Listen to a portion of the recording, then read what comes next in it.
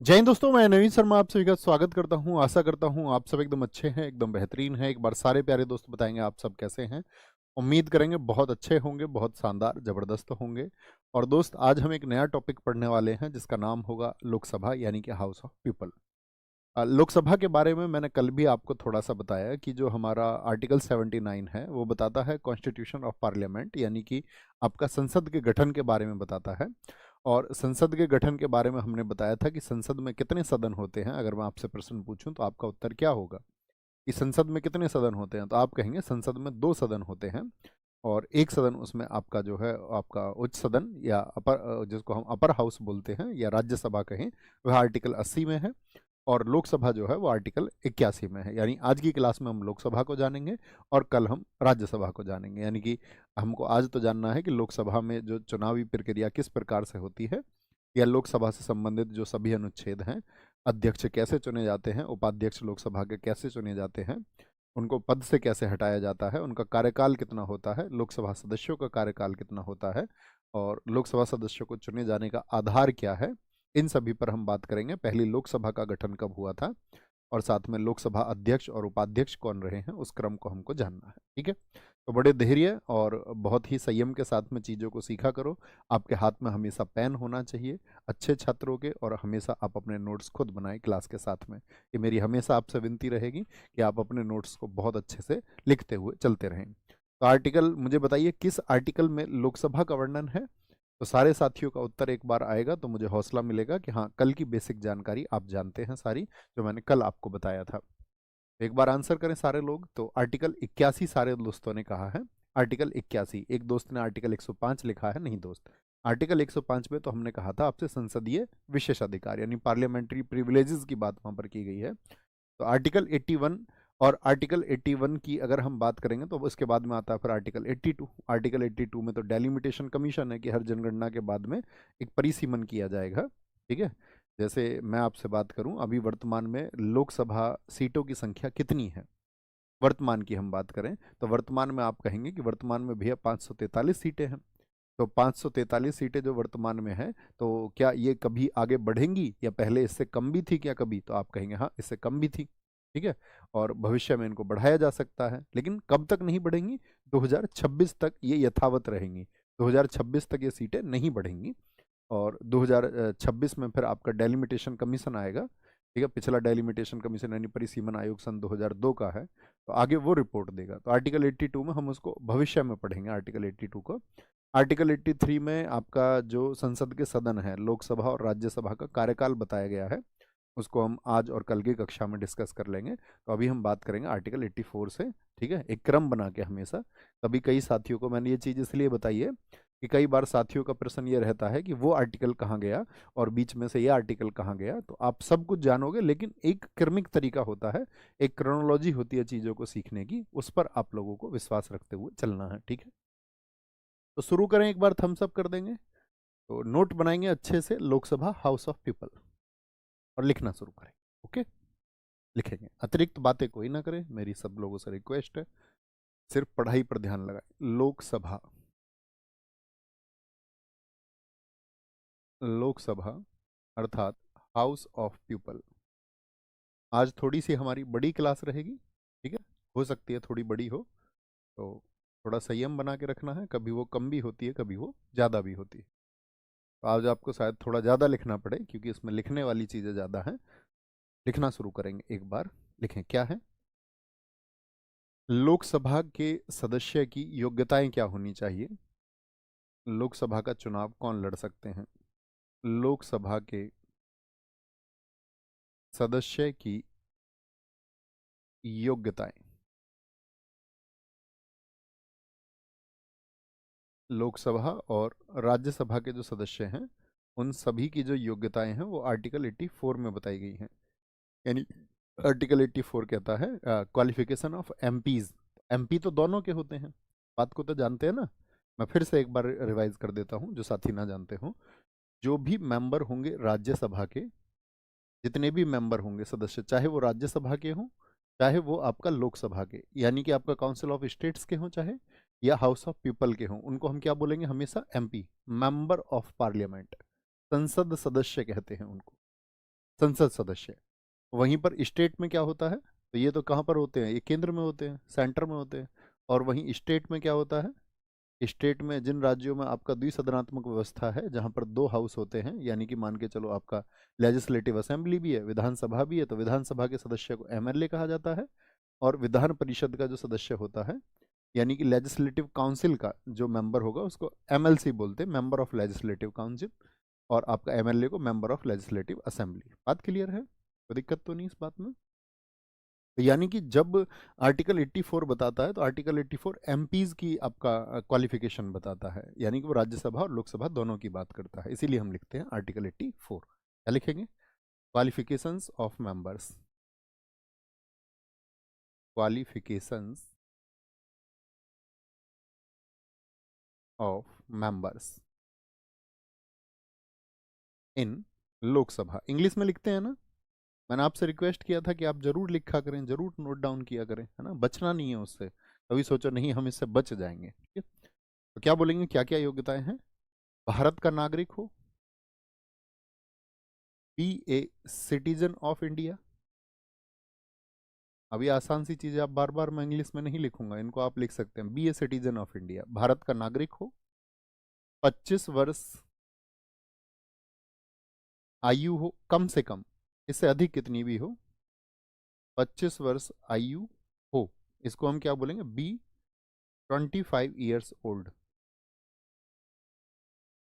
इससे कम का नहीं हो सकता है, तो 25 हो या 25 से ज्यादा हो। तीसरी, दिवालिया या विकृत चित्त, 25 years old। इससे कम का नहीं हो सकता है, तो 25 हो या 25 से ज्यादा हो। तीसरी, दिवालिया या विकृत चित्त ना हो, दिवालिया या विकृत चित्त ना हो। इसके क्या मायने हैं अभी बात करते हैं। Not be insolvent, not be, not be insolvent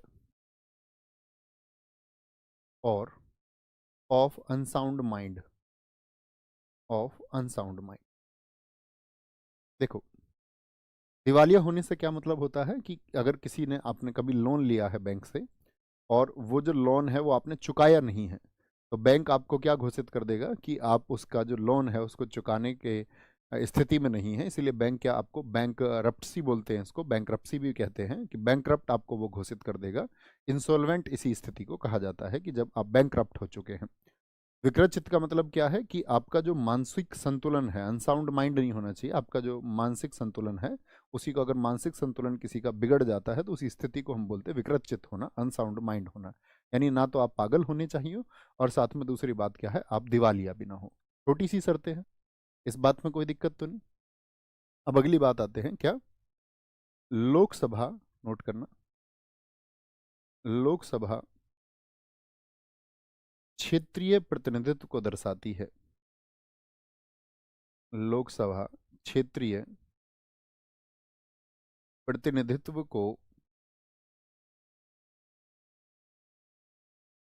दर्शाती है। लोकसभा, लोकसभा को एलएस लिख सकते हैं ना, हाँ जी, कई बार बोल सके। Reflects, reflects regional, regional representation. अब इस बात को समझे कि ये क्षेत्रीय प्रतिनिधित्व क्या होता है, और हम क्यों बोल रहे हैं कि लोकसभा क्षेत्रीय प्रतिनिधित्व को दर्शाती है। आपसे मैं पूछना चाहूंगा कि हमारे यहाँ पर लोकसभा की कितनी सीटें हैं प्रेजेंट में, तो आप कहोगे टोटल 543 हैं। और साथ में हमारे देश की जो जनसंख्या है वो कितनी है, तो जनसंख्या का अभी तो हम आज की वर्तमान स्थिति को नहीं बता सकते, लेकिन 2011 में हमारी जनगणना हुई थी। और 2011 में जब हमारी जनगणना हुई, तो तब मेरा प्रश्न आपसे ये रहेगा कि तब हमारी जनसंख्या लगभग कितनी थी, तो आप कहेंगे लगभग 121 करोड़ हम थे। तो 121 करोड़ पूरे देश में पॉपुलेशन है, ठीक है।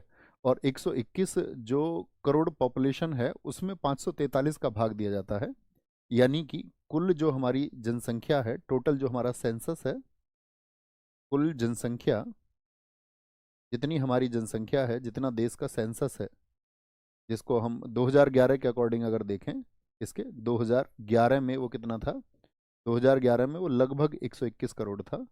अब शायद हम 135 करोड़ के आसपास होंगे, 121 करोड़।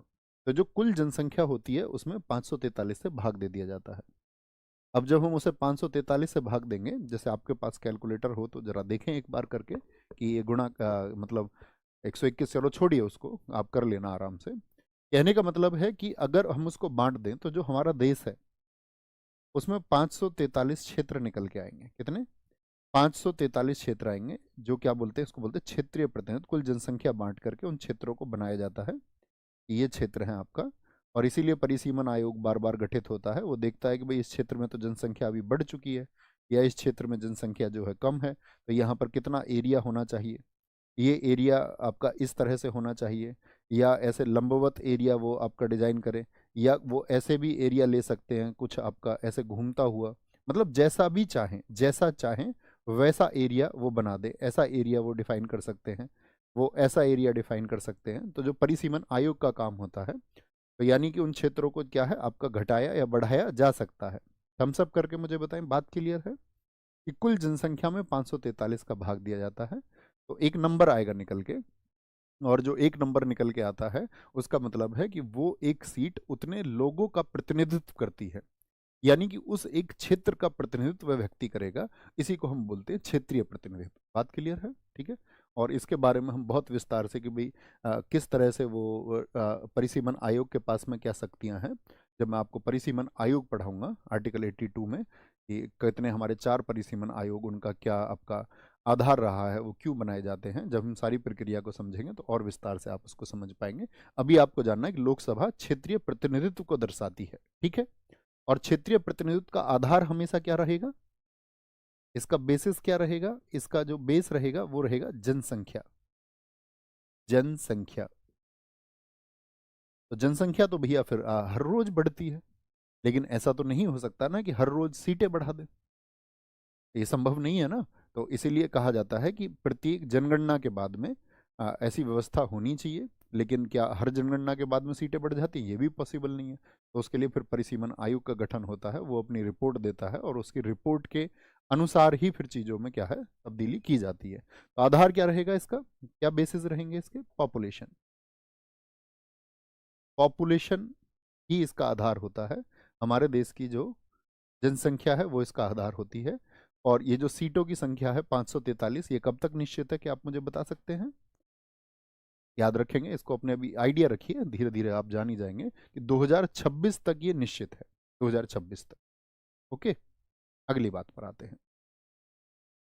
लोकसभा चुनाव में कौन सी प्रणाली का इस्तेमाल होगा? आपने वोट किस किस ने डाली थी इस बार लोकसभा चुनाव में, जरा थम्स अप करके मुझे बताएं। लोकसभा चुनाव में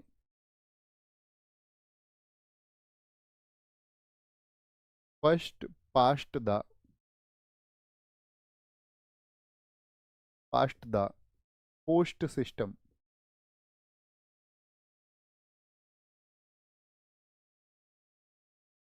first past the post system प्रणाली का इस्तेमाल होता है,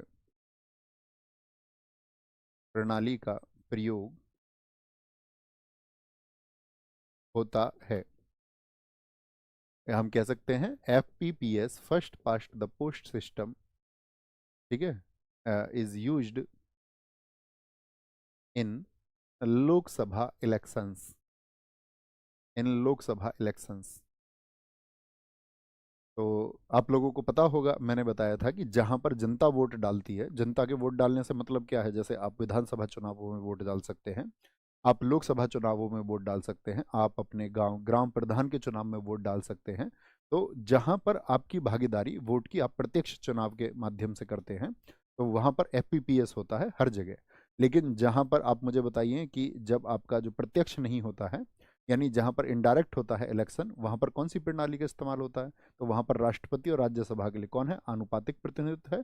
आनुपातिक प्रतिनिधित्व में एकल संक्रमणीय मत प्रणाली, और उसमें भी मतदान या तो गुप्त हो सकता है या आंशिक गुप्त हो सकता है। ठीक है, उनको हम जानेंगे धीरे धीरे आगे चल के। लेकिन जहां पर जो प्रत्यक्ष है, हाँ, बहुत दिन से हम बात करें इस पर, अनुपातिक प्रतिनिधित्व पे, एकल संक्रमणीय मत पर, तो कल राज्यसभा की क्लास में आप इसको भी समझ जाओगे। कि हमने कई बार बोला था ना आपसे कि हम इसको आगे चल के पढ़ेंगे, तो कल वो दिन आएगा जब आप एकल संक्रमणीय मत क्या होता है, अनुपातिक प्रतिनिधित्व क्या होता है, इसको समझेंगे। तो first past the post system क्या है, इसको समझना है। जैसे किसी चुनाव में आपका कितने उम्मीदवार खड़े हुए थे, ए, बी, ई, डी, ई, एफ। कल गिनती हमने कहाँ से शुरू की थी, ई, एफ, जी, यहीं से शुरू की थी। कितने लोग थे यहाँ पर, 9, 10, 11, 12, 13, यहीं से शुरू की थी या कहीं और से, 15, क्या बोले, 19, 11, एच तक किया था, 16 तक। हाँ, तो बताएं कितना हो गया, 30, 70, 79, 80, 85, 4, 89 और 5, 94 और 6, 100। मतलब किसी आपके गांव का चुनाव है, गांव से समझिए आप, आपके गांव में या विधानसभा का चुनाव हो सकता है, ये विधानसभा का, लेजिस्लेटिव असेंबली का, या फिर ये लोकसभा का चुनाव हो सकता है।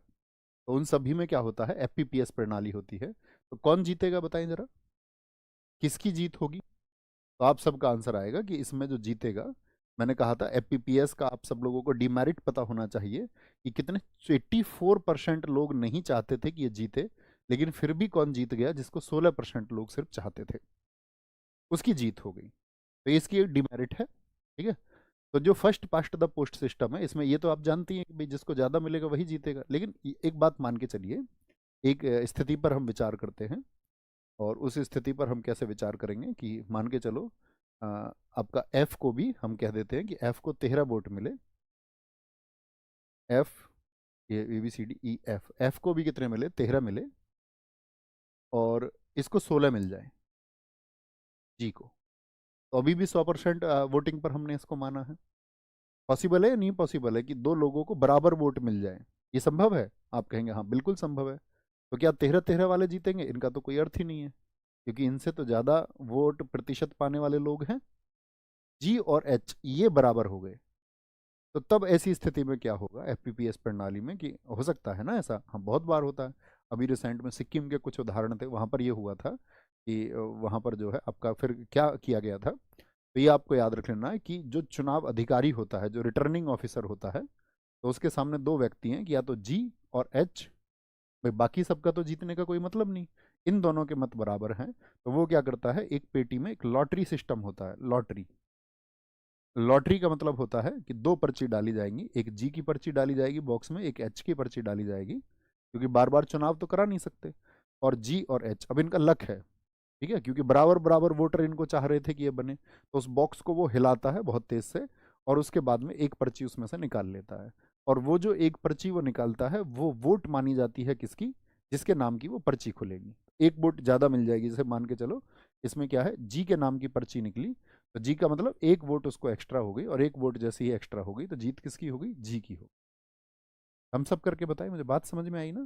तो एक तो ये है कि सबसे ज़्यादा जिसको मिले तो वो हो जाएगा। अब आप स्थितियों पर विचार कर सकते हैं, भैया 3 लोग भी तो हो सकते हैं ऐसे कि जिनको बराबर बराबर मान के चलो, इसको एफ को भी 16 मिल जाते, और बाकी सबके घटा लो, इसको 12, इसको 11 और इसको 10 मिलते, और एफ को भी आपका कितने 16 मिल जाते, 16%। तो 3 हो 4 हो तो उन सबका फिर क्या होगा, सबका लॉटरी सिस्टम से, किससे होगा, फिर लॉटरी सिस्टम से उनका जिसका भी नाम निकलेगा, तो उसके लिए फिर वो मत माना जाएगा, और उसको जीत घोषित, मतलब उसको विजेता घोषित कर दिया जाएगा।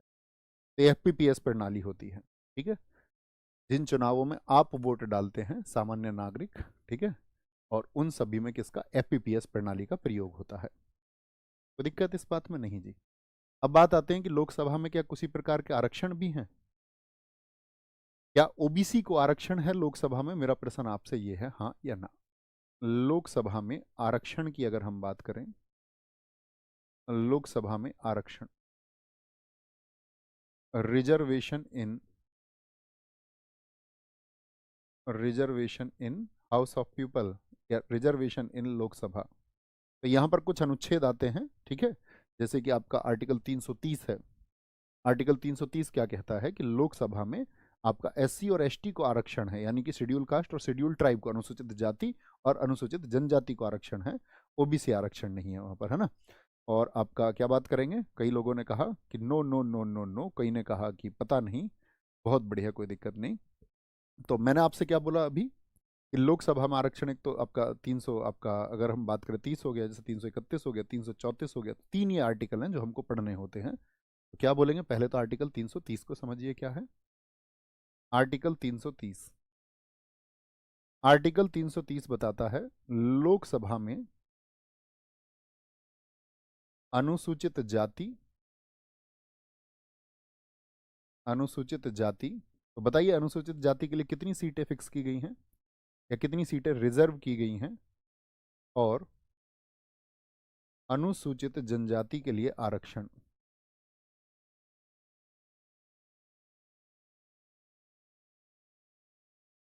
जनजाति के लिए आरक्षण कितनी सीटें हैं, तो आप बोलोगे reservation for, reservation for SC and ST, schedule caste and schedule tribe in Lok Sabha.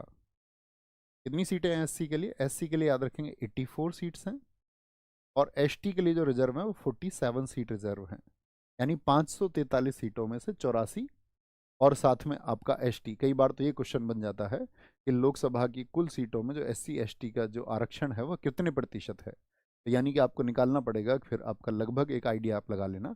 543 का अगर हम इसको कैलकुलेट करें, 8 4 12 और 7 4 11, टोटल कितनी सीट बन गई है टोटल, तो आप कहेंगे 131 सीट। तो 131 543 का कितना प्रतिशत है, तो आप उसको देखेंगे कि लगभग 24% आपका उत्तर आएगा। तो जो आरक्षण है यहाँ पर SC और ST को लोकसभा में, वो कितना है, वो 24% है। ये कैलकुलेशन मैं उम्मीद करूंगा आप कर सकते हैं कि आप मैथ भी जानते होंगे, ठीक है। तो SC और ST 84 87। एक क्या आती है आर्टिकल 331, मैंने आपको पहले भी बताया, बताइए जरा आर्टिकल 331 में क्या था। ये था लोकसभा में एंग्लो इंडियन, ये मैं आपको समझा चुका हूं, आप बस आंसर लिख दो कितने एंग्लो इंडियन अपॉइंट कर सकते थे लोकसभा में। तो आप कहेंगे सिर्फ आपका लोकसभा में 2 एंग्लो इंडियन होते थे। एंग्लो इंडियन की डेफिनेशन भी हम समझ चुके हैं, पितृपक्ष यूरोपीय हो, मातृपक्ष भारतीय हो, और भारत का नागरिक हो, ठीक है। और आपका अगली बात क्या हमने की थी इसमें कि जो 104वां संविधान संशोधन है उससे इसको क्या कर दिया गया है, खत्म कर दिया गया है। तो ये लोकसभा में एक ही आरक्षण होता आपका। और तीसरा आरक्षण है आर्टिकल 334 में। आर्टिकल 334 क्या कहता है, आरक्षण का प्रावधान 10 वर्षों के लिए था। आरक्षण का प्रावधान, प्रावधान 10 वर्षों के लिए था। कितने वर्षों के लिए था जो शुरू में आरक्षण दिया गया था, 10 वर्षों के लिए, ठीक है। इसको हम बोल सकते हैं reservation, reservation provision was initially, initially means प्रारंभ में, इनिशियली फॉर 10 ईयर्स, 10 ईयर्स। लेकिन अब मैं आज की स्थिति आपसे पूछूं कि 104वें संविधान संशोधन से ये भी तो किया गया कि जो रिजर्वेशन है उसको कितना बढ़ा दिया गया। तो ये आपका लागू होता रहा 1950 से। 1950 से जब हमारा संविधान लागू हुआ तो इसको 10 वर्षों के लिए किया गया था, 1950 से 60 के लिए। लेकिन रिजर्वेशन के आधार क्या हैं, जैसे हम सब ने अपनी समझ विकसित की थी कि रिजर्वेशन की जरूरत क्यों है, तो उस एक वर्ग के उत्थान के लिए जो किन्हीं कारणों की वजह से आपका पीछे रह गया, तो उसको अपलिफ्ट करना है, वंचितों को, कमजोरों को, या आपका जो जातिगत रूप से पिछड़े रह गए, तो उन सबका उत्थान के लिए, उनके अपलिफ्ट करने के लिए आरक्षण की जरूरत थी। तो उन्होंने देखा कि 10 वर्ष के बाद में तो अभी भी जो फायदा उनको पहुंचना चाहिए था वो फायदा नहीं पहुंचा है, और फिर क्या किया गया, उसको 10 वर्ष के लिए बढ़ा दिया गया। और ऐसे ही फिर क्या हो गया कि रिजर्वेशन कोई पार्टी जो है, अब उस पर तो रिजर्वेशन आप जानते हैं कि एक बहुत बड़ा मुद्दा है देश में। और अभी भी आप मुझे बताइए, जैसे मैं आपसे एक प्रश्न करना चाहूँ कि आप मुझे ये बताओ कि आपके गांव में आपने क्या दयनीय स्थिति देखी है, किसी निम्न वर्ग की दयनीय स्थिति आपने देखी है, कभी महसूस की है, हाँ या ना।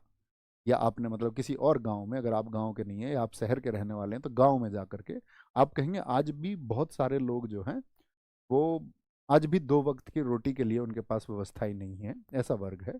और एक वर्ग ऐसा भी है जिसने आरक्षण का लाभ उठाया है। और मैंने आपको बताया था कि आरक्षण पर क्या कवायद अभी चल रही है, कि सुप्रीम कोर्ट की बेंच बैठी और उसने कहा कि भाई जो आर्थिक रूप से मजबूत हो चुके हैं, एटलीस्ट उनको तो आरक्षण का लाभ नहीं मिलना चाहिए।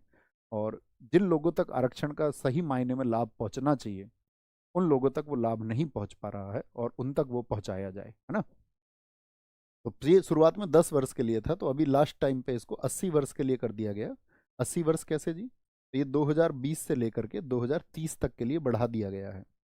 अभी क्या 2030 में, तो अभी मतलब 2030 तक बस इसको छेड़ा नहीं है, बढ़ा दिया गया है। 2030 में विचार करेंगे इस बारे में कि इसको और बढ़ाया जाएगा या नहीं। तो वो हर बार 10 वर्ष के लिए बढ़ा दिया जाता है।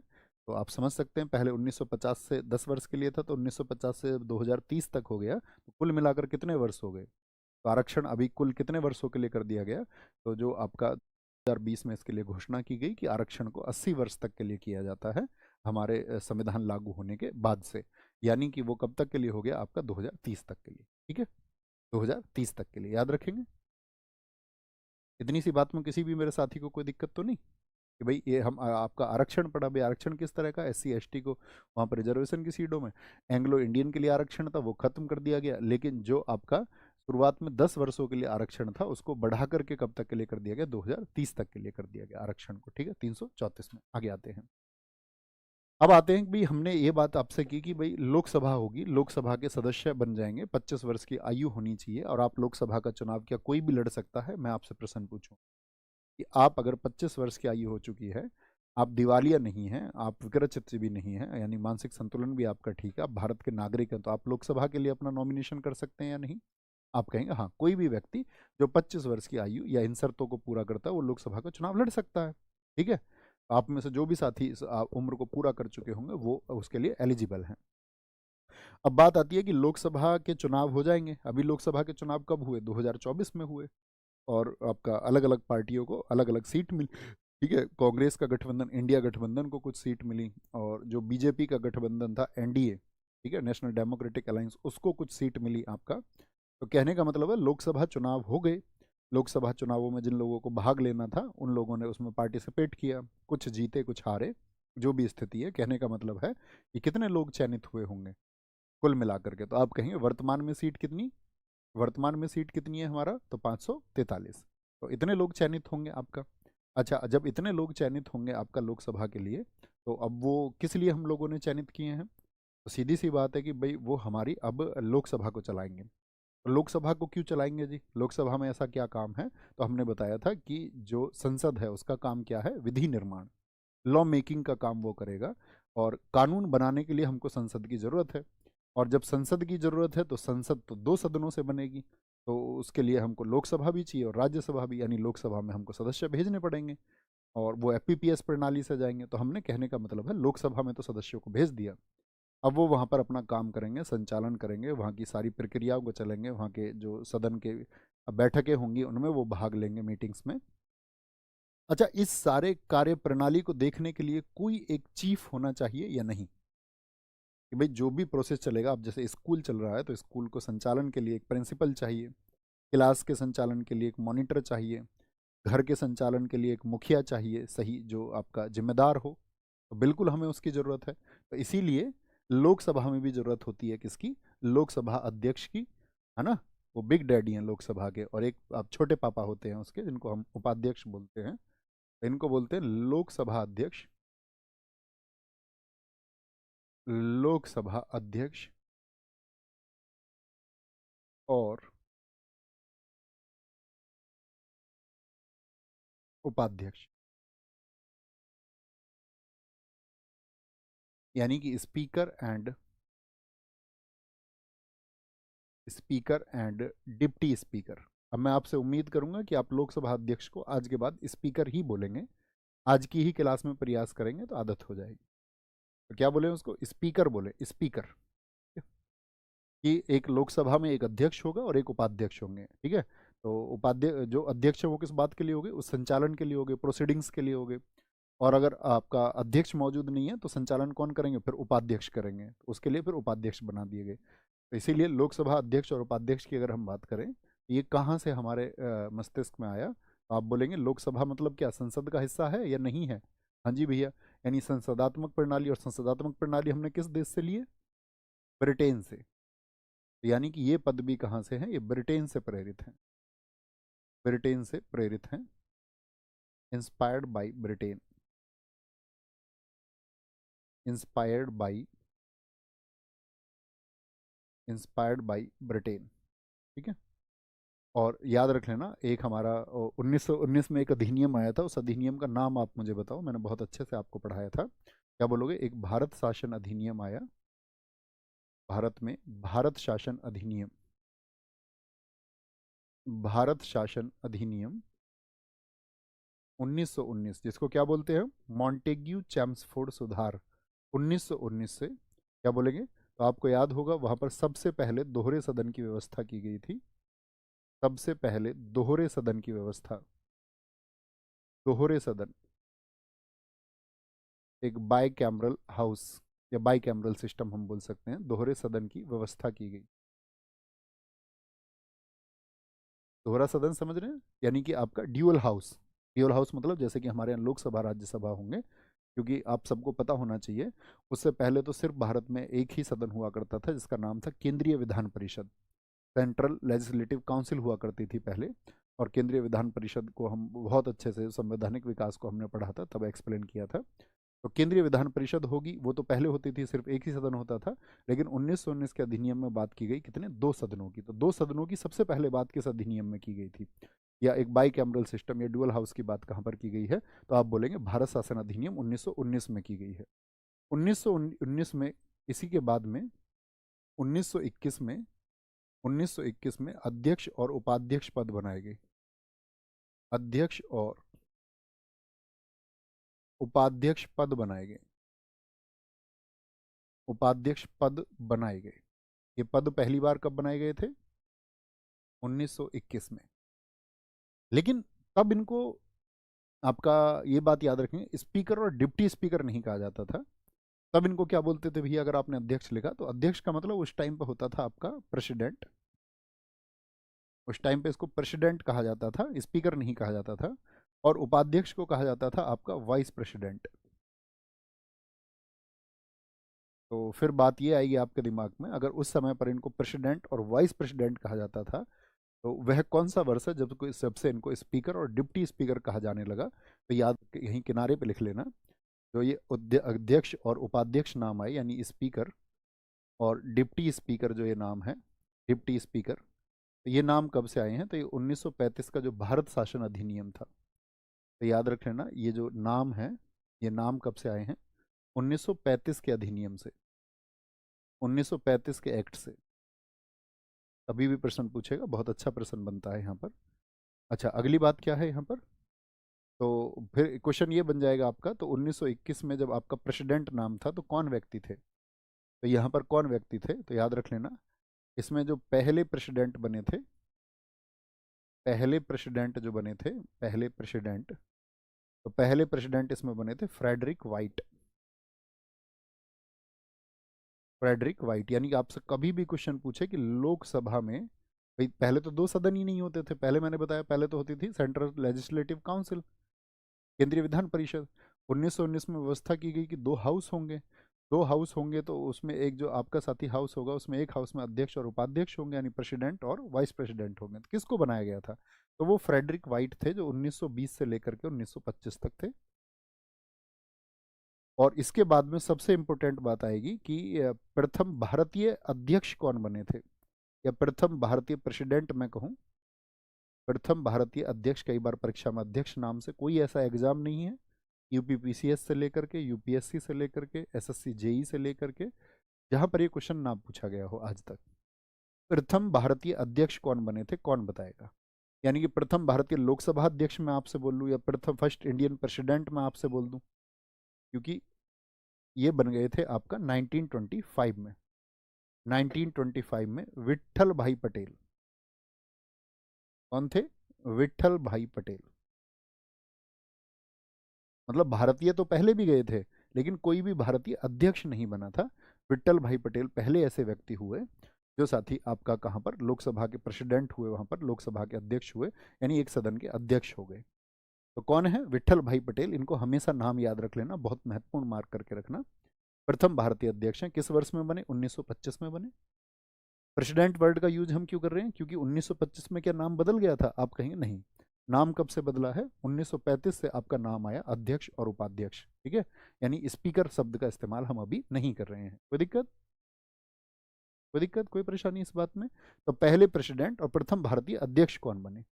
अब बात है कि लोकसभा का अध्यक्ष तो होगा, तो ये नाम तो इसका, ये तो इतिहास हो गया। तो अब लोकसभा अध्यक्ष चुने कैसे जाएंगे? किस व्यक्ति को हम लोकसभा अध्यक्ष चुने? तो पहली बात तो ये होना चाहिए कि जो इसको लोकसभा अध्यक्ष या उपाध्यक्ष चुना जाएगा वो लोकसभा का सदस्य होना चाहिए। और जैसे ही नई लोकसभा का गठन होगा तो जल्दी से जल्दी उनका चुनाव होता है, ठीक है। तो वो क्या प्रक्रियाएं होती हैं वो आपको जानना है। छोटे से कहीं किनारे पे लिखना, लोकसभा का चुनाव हो गया। ये तो आप समझ ही गए कि लोकसभा का चुनाव कैसे होता है। चुनाव आयोग डिक्लेयर करता है कि इन इन आपका डेट्स को चुनाव होंगे, और चुनाव होने के बाद में क्या आएंगे? नतीजे आएंगे। नतीजे आएंगे तो उन नतीजों में किसी ना किसी की जीत होगी, हाँ या ना? आप कहेंगे हाँ, जीत होगी। और जीत होने के बाद में अगर किसी एक को बहुमत मिल गया है, सरकार का गठन हो जाएगा। बहुमत मिल जाए अगर तो क्या बन जाएगा? सरकार का गठन हो जाएगा। राष्ट्रपति साहब उसको न्योता दे देंगे सरकार बनाने के लिए। अब सरकार बन जाएगी तो आपका लोकसभा की कार्यवाही भी शुरू होगी फिर आपका। तो अब यहाँ पर क्वेश्चन ये आता है कि जब लोकसभा की कार्यवाही शुरू होगी तो कैसे चीज़ें हमारी चलेंगी, यहाँ पर कैसे हमारी चीज़ें चलेंगी, तो उसको नोट कर लेना। यहाँ पर बताया गया है लोकसभा अध्यक्ष और उपाध्यक्ष के लिए दो चीज़ें पढ़नी है। दोनों चीज़ों को ऐसे लिखना। पहली बात तो आती है आर्टिकल 93। आर्टिकल 93 में क्या बताया गया है? निर्वाचन। इसको पढ़ रहे हैं हम, लोकसभा अध्यक्ष और उपाध्यक्ष को पढ़ रहे हैं, तो उन्हीं के निर्वाचन की हम बात कर रहे हैं। आर्टिकल 93 में उनका इलेक्शन बताया गया है। इलेक्शन बताया गया है। इलेक्शन किस तरह से होगा ये समझे। जैसे ही लोकसभा के साथ ही लोकसभा का गठन हो गया, तो लोकसभा का गठन होगा तो बहुत सारे लोग जो है सांसद बनते हैं। लोकसभा के लिए कौन बनते हैं? एमपी बनते हैं। तो उन एमपी की शपथ होगी या नहीं होती है? तो आप कहेंगे जी हाँ, जो भी आपका सदन में चुन के जाएंगे उन सब की शपथ होगी। लोकसभा में चुनकर जाने वाले लोगों की, तो उनकी शपथ कौन करवाए अब? तो इसके लिए क्या करते हैं, जो राष्ट्रपति साहब हैं वो देखते हैं कि इस सदन में कौन वरिष्ठ व्यक्ति है। और वरिष्ठ व्यक्ति का मतलब क्या होता है जी? सीनियर मेंबर कौन है? तो सीनियर मेंबर ज़्यादातर देखा जाता है कि जो सबसे ज़्यादा बार लोकसभा के लिए चुने गए हैं। यानी कि मान के चलो कोई 8 बार सांसद चुन गए हैं, जैसे आपका लोकसभा अध्यक्ष के लिए, मतलब जो सबसे वरिष्ठ व्यक्ति होते हैं उनको वो देख लेते हैं कि भाई ये सबसे वरिष्ठ है और इनके लिए लोकसभा में जो है ये लंबे समय तक चयनित रहे हैं। 8 बार जैसे हो गए या 10 बार हो गए, ये सबसे लंबे कार्यकाल के लिए। तो उनको क्या चुन लेते हैं राष्ट्रपति साहब? Pro tem speaker. तो इस बात को लिखेंगे जरा, क्या लिखेंगे? सबसे पहले क्या होगा, याद रख लेना। लोकसभा की, लोकसभा के सत्र के प्रारंभ में, प्रारंभ में राष्ट्रपति साहब, जो हमारे देश के राष्ट्रपति हैं, राष्ट्रपति प्रोटेम स्पीकर का चुनाव करते हैं। प्रोटेम डैश लग के लिखना, प्रोटेम स्पीकर का चुनाव करते हैं। प्रोटेम का मतलब होता है कुछ समय के लिए चुनाव करते हैं। और कौन होगा जी ये प्रोटेम स्पीकर? लिख सकते हैं ना, द प्रेसिडेंट, प्रेसिडेंट आपका प्रेसिडेंट इलेक्ट ए प्रोटेम स्पीकर।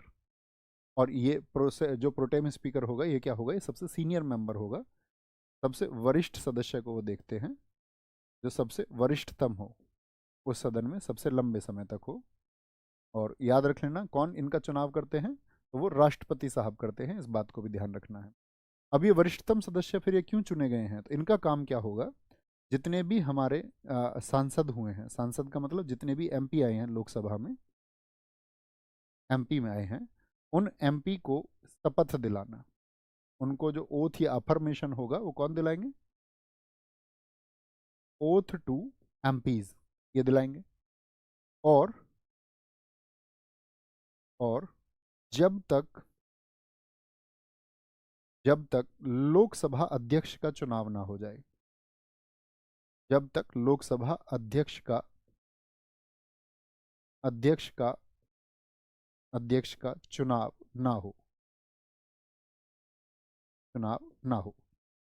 तब तक कौन अध्यक्ष बने रहेंगे? तो प्रोटेम स्पीकर बने रहेंगे, जिनको राष्ट्रपति साहब उनकी सीनियरिटी के हिसाब से, ये सबसे सीनियर है, उनको उठा लेते हैं।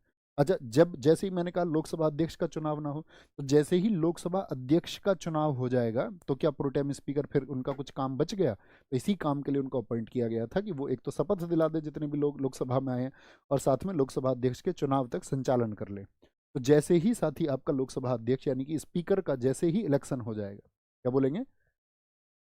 he works for the oath to MPs and will hold the post, whenever will not be election of speaker, जब तक एक आपका अध्यक्ष का चुनाव नहीं होगा। तो चुनाव होते ही फिर वो नहीं रहेंगे। ओके, सबने लिखा नहीं होंगे। तो किसको बनाया गया था इस बार बताएंगे? किसको बनाया गया था? ये आपसे जनरल क्वेश्चन है मेरा, करंट अफेयर से आप लोग टच में रहते हैं। तो इस बार आपका जो बनाया गया था प्रोटेम स्पीकर, किनको बनाया गया था? तो आप कहेंगे भर्तृहरि मेहताब को बनाया गया था, जब इस बार लोकसभा के। बहुत बढ़िया, सचिन कुमार जी ने एकदम ठीक लिखा है। तो क्या भर्तृहरि मेहताब जो है वो सबसे सीनियर थे? तो यहाँ पर एक क्वेश्चन आपको सोचना है कि एक नाम आया था कांग्रेस की तरफ से, के सुरेश का। के सुरेश ज्यादा सीनियर थे भर्तृहरि मेहताब से। कौन ज्यादा सीनियर थे? भर्तृहरि मेहताब से ज्यादा सीनियर थे, ज्यादा लंबे समय से एमपी थे, वो 8 बार के एमपी थे आपका के सुरेश, लेकिन फिर भी राष्ट्रपति साहब। तो इसमें क्या है कि राष्ट्रपति साहब की भाई जो सबसे ज्यादा सीनियर है उन्हीं को हमने जैसे लिखा वरिष्ठतम सदस्य को, तो कई बार इसकी अवहेलना भी की जाती है, कई बार इसकी अवहेलना भी की जाती है। तो इस शब्द में से जो तम शब्द है उसको थोड़ा सा आप अब हटाएंगे तो आप और अच्छे से इस बात को समझ पाए होंगे। तम शब्द को यहाँ से करेक्ट कर देंगे, यानी कि एक वरिष्ठ सदस्य को वो चुन लेते हैं। यानी जरूरी नहीं है कि वो वरिष्ठतम ही हो, तम का मतलब क्या? सुपरलेटिव डिग्री, इससे ऊपर कुछ नहीं है। यानी इस बार भर्तृहरि मेहताब से ज्यादा किसके पास था? के सुरेश के पास, लेकिन फिर भी उनको प्रोटेम स्पीकर नहीं बनाया गया था। ओके, ये बात याद रखेंगे। अब आगे की प्रक्रिया क्या होगी? आगे की प्रक्रिया क्या होगी कि मैंने बताया लोकसभा अध्यक्ष का चुनाव ना हो, अब जो पहली बैठक होगी, क्या बोलेंगे? एक चीज लिख लेना यहाँ पे, स्पीकर का चुनाव यथाशीघ्र हो जाना चाहिए। स्पीकर का चुनाव यथाशीघ्र हो जाना चाहिए, यथाशीघ्र हो जाना चाहिए। Election should be in early mode, ठीक है। और फिर क्या होगा आपका? जैसे ही हमने बताया स्पीकर का चुनाव यथाशीघ्र हो जाना चाहिए, इसके बाद की स्थिति क्या होगी? तो क्या कुछ दिन बताए गए हैं यहाँ पर? पहले बताएं, दिन बताए गए हैं कि यहाँ पर कि भाई 3 दिन में, 8 दिन में, 10 दिन में, 15 दिन में चुन लेना है, या पहली बैठक के पहले दिन चुन लेना, ऐसा नहीं बताया गया। स्पीकर का चुनाव यथाशीघ्र हो जाना चाहिए, ये बात की गई है। जितनी जल्दी हो सके करेंगे, या जितनी जल्दी हो सके, ऐसे शब्दों का इस्तेमाल किया गया है स्पीकर के चुनाव के लिए। याद रख लेना।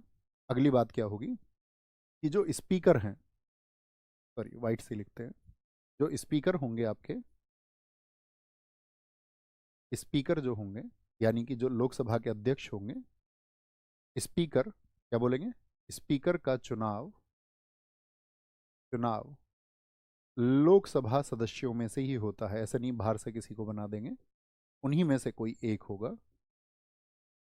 लोकसभा सदस्यों में से, क्या बोलेंगे इसको? Election of speaker,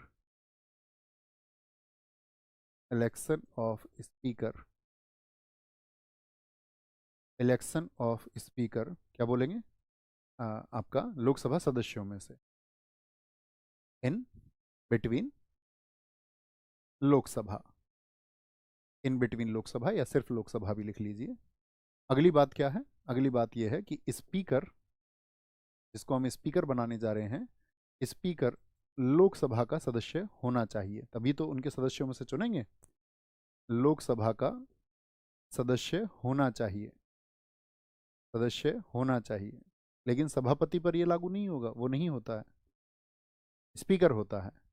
speaker should be A member of, speaker should be A member of Lok Sabha, या आपका हाउस ऑफ पीपल, ठीक है। अच्छा, जब लोकसभा पद याद रखना, इसे साधारण बहुमत से चुना जाता है। कैसे बहुमत से? साधारण बहुमत से चुना जाता है, चुना जाता है। साधारण बहुमत से चुना जाता है। क्या बोलेंगे? Elected by a simple majority. साधारण बहुमत से क्या मतलब है बताएं जरा। मैंने आपको समझाए हुए हैं बहुमत सभी। Elected by a simple majority. ठीक है। तो मुझे बताइए, जो मैंने कहा साधारण बहुमत, तो साधारण बहुमत का क्या है कि जितने लोग वहां पर आपका हैं, तो उन लोगों के क्या बोलेंगे, आपका 50% से एक ज़्यादा हो जाए, एक ज़्यादा हो जाए। जनरली तो इसको सर्वसम्मति से चुन लिया जाता है, कभी ऐसी स्थिति नहीं आई कि इसके लिए आपका बहुमत सिद्ध करने की बात हो। लेकिन इस बार जब राहुल गांधी आए बाहर, तो राहुल गांधी ने कहा कि ठीक है, कि राजनाथ सिंह जी ने फ़ोन किया है कांग्रेस के अध्यक्ष मल्लिकार्जुन खड़गे के पास में। ये राहुल गांधी का बयान है, मेरा बयान नहीं है। तो राहुल गांधी ने कहा कि राजनाथ सिंह जी ने कहा है मल्लिकार्जुन खड़गे से फ़ोन करके कि आप सपोर्ट करें हमारे लोकसभा अध्यक्ष को। अच्छा भैया, क्या कांग्रेस से फ़ोन पे इस बात को बोल रहे हैं? हाँ, वो उस तरह की बातचीत होती है। तो उधर राहुल गांधी ने कहा कि ठीक है, हम अध्यक्ष पद के लिए सपोर्ट कर देंगे, कोई दिक्कत नहीं है, हम सब मतलब चुनाव की प्रक्रिया नहीं कराएंगे इसके लिए। और लेकिन हमको क्या चाहिए, उपाध्यक्ष हमारा चाहिए। अब आपके दिमाग में एक क्वेश्चन आएगा कि जो लोकसभा में उपाध्यक्ष है, क्या वो विपक्ष का हो सकता है? हाँ, बहुत बार ये परंपरा रही है हमारे देश में कि जो लोकसभा का उपाध्यक्ष है वो विपक्ष से रहा है, बहुत बार रहे हैं।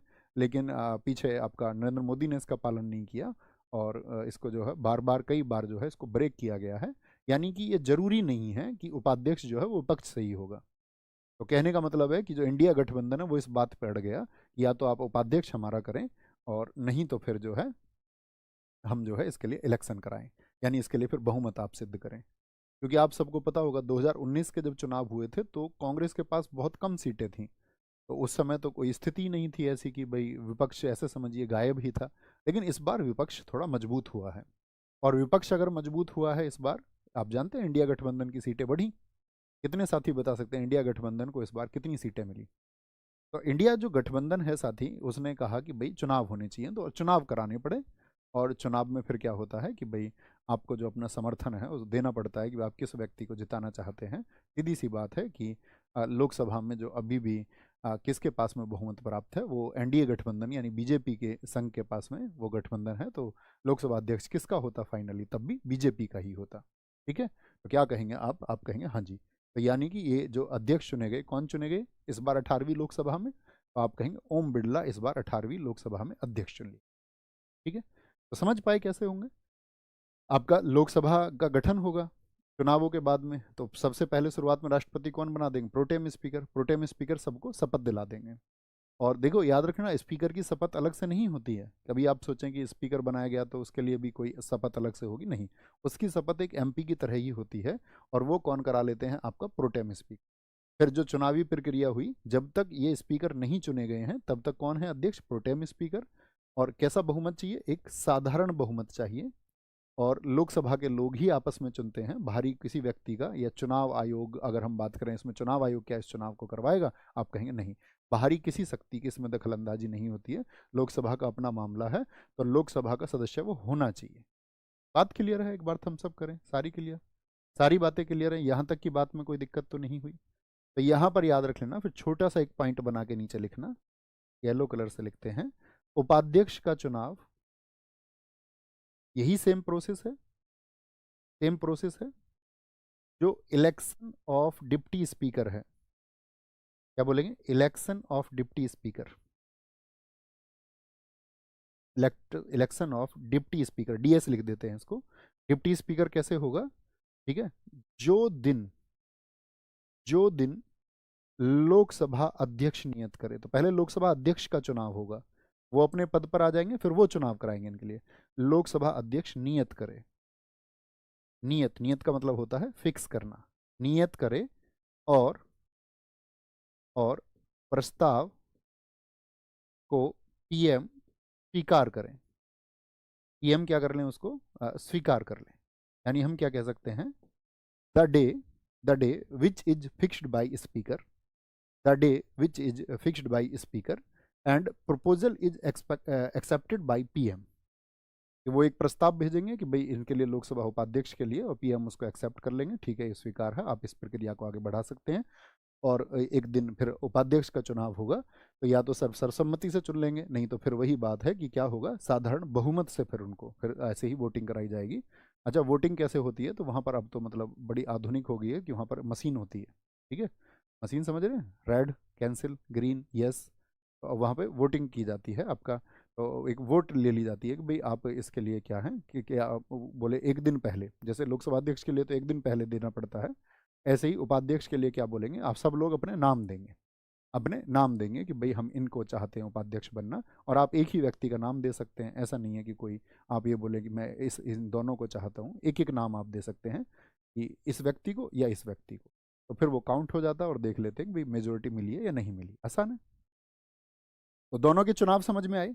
अब अगली बात आई कि दोनों के चुनाव होके ये आपका चिन्हित तो हो गए, अब अध्यक्ष तो आ गए, अध्यक्ष तो आ गए। अब याद रखिए, अगर ऐसा भी तो हो सकता है कि आर्टिकल 95 क्या कहता है, आर्टिकल 95 कहता है, ये कहता है कि यदि अध्यक्ष अनुपस्थित हैं, डिप्टी स्पीकर नहीं है, तो उनकी कार्यवाही कौन करेगा। यदि अध्यक्ष अनुपस्थित हैं, इफ स्पीकर इज एब्सेंट, तो कौन होंगे, उपाध्यक्ष। उपाध्यक्ष कार्यवाही को संभालेंगे। ठीक है, और फिर मान के चलिए यदि उपाध्यक्ष भी है, ये भी इसी आर्टिकल में बात की गई है, if deputy speaker, if deputy speaker is absent, if deputy speaker is absent, then Lok Sabha द्वारा, लोकसभा जिस व्यक्ति को, लोकसभा द्वारा चयनित व्यक्ति कोई होगा, या person prescribed by, person prescribed by lower house और हाउस ऑफ पीपल। बात क्लियर। क्या बोलेंगे, इफ लिख लेंगे इसको, if speaker is absent, then speaker will be the deputy speaker will be the speaker, then deputy speaker will be the speaker. And if deputy speaker is not present, yeah, if deputy speaker is absent, then a person who is nominated by Lok Sabha। तो ये किस में बताया गया, article 95 में बताया गया। तो ये तो प्रक्रिया हो गई, इसमें तो कोई दिक्कत ही नहीं है हमको, नहीं जी। अब बात आती है आर्टिकल 94 की, जो मैंने यहाँ पीछे बताया कि दो चीज़ें आपको पढ़नी है। एक तो 93 में वो कैसे चुने जाएंगे, कैसे काम करेंगे। अब बात है कि उनको हटाया कैसे जाएगा, तो ये प्रोसेस बताया गया है आर्टिकल 94 में। आर्टिकल 94 में क्या कहता है, 94, आर्टिकल 94 कहता है पद मुक्ति के बारे में, डिस्चार्ज के बारे में। पद मुक्ति का मतलब क्या है, लिख लेना, लोकसभा स्पीकर और डिप्टी स्पीकर को हटाया जाना, डिप्टी स्पीकर को हटाना, यानी कि removal of speaker and deputy speaker. क्या बात की हमने, डिस्चार्ज, किसका डिस्चार्ज होगा, किसका डिस्चार्ज होगा, यानी कि इसको हम बोल सकते हैं रिमूवल ऑफ स्पीकर। अब स्पीकर नाम से कभी कंफ्यूज नहीं होना, ये सिर्फ लोकसभा में होंगे, and deputy speaker and DS. ठीक है, क्या होगा, तो देखो इसके कुछ तरीके हैं। मैंने अभी आपको एक बात बताई थी कि जो लोकसभा का अध्यक्ष होगा, यानी कि जो स्पीकर होगा, वो लोकसभा का सदस्य होना चाहिए, हाँ या ना। वो लोकसभा का सदस्य होना चाहिए या नहीं, अपने ही सदस्यों में से वो चुनती हैं, तो इसका मतलब है उसको लोकसभा का सदस्य होना पड़ेगा। लेकिन किसी वजह से मान के चलो कि वो लोकसभा का सदस्य नहीं रहा, जैसे कि उसको अभी ओम बिरला हैं, कल को मान के चलिए ओम बिरला को बीजेपी गवर्नमेंट ये सोच लेती है कि इनको किसी प्रदेश का सीएम बनाए, तो सीएम बनाने के लिए उनको उस विधानमंडल में भेजना पड़ेगा, या तो एमएलसी उनको बनाना पड़ेगा, एमएलए बनाना पड़ेगा। अब अगर एमएलसी या एमएलए वो हो जाएंगे, तो उनको फिर अपना जो सांसद का पद है, एमपी का पद है, वो छोड़ना पड़ेगा। तो अगर वो एमपी ही नहीं रहेंगे, लोकसभा के एमपी नहीं रहेंगे, तो क्या हो जाएगा, फिर वो बने रह सकते हैं कि अध्यक्ष, आप कहेंगे नहीं। तो पहली बात तो ये होती है, क्या बोलेंगे, पहली बात हम कह सकते हैं, यदि वे लोकसभा के सदस्य ना रहें किसी भी वजह से, यदि वे लोकसभा के सदस्य ना रहें, if he will not be a member of, if he will not be A member of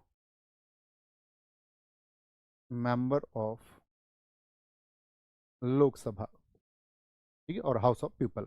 दूसरी बात क्या है? दूसरी बात है कि वो अपना त्याग पत्र दे दें, खुद ही त्याग पत्र, यानी कि वो रिजाइन कर दें। ये भी तो स्थिति हो सकती है। आप कहेंगे हाँ, रेजिग्नेशन अपना दे दें। तो त्याग पत्र, अब त्याग पत्र के बारे में दोनों की बात करेंगे। जब अध्यक्ष अपना त्याग पत्र देंगे, यानी कि जो स्पीकर हैं वो किसको देंगे? अध्यक्ष बोले तो स्पीकर किसको अपना त्याग पत्र देंगे? डिप्टी स्पीकर को, यानी कि उपाध्यक्ष को। उपाध्यक्ष को वो अपना रिजाइन कर देंगे, डिप्टी स्पीकर को। और साथ में यहां पर याद रखना, अगर उपाध्यक्ष की बात करें, दोनों पर शर्तें समान लागू होंगी। उपाध्यक्ष का मतलब डिप्टी स्पीकर जो होंगे, ये अपना रेजिग्नेशन किसको दे दें?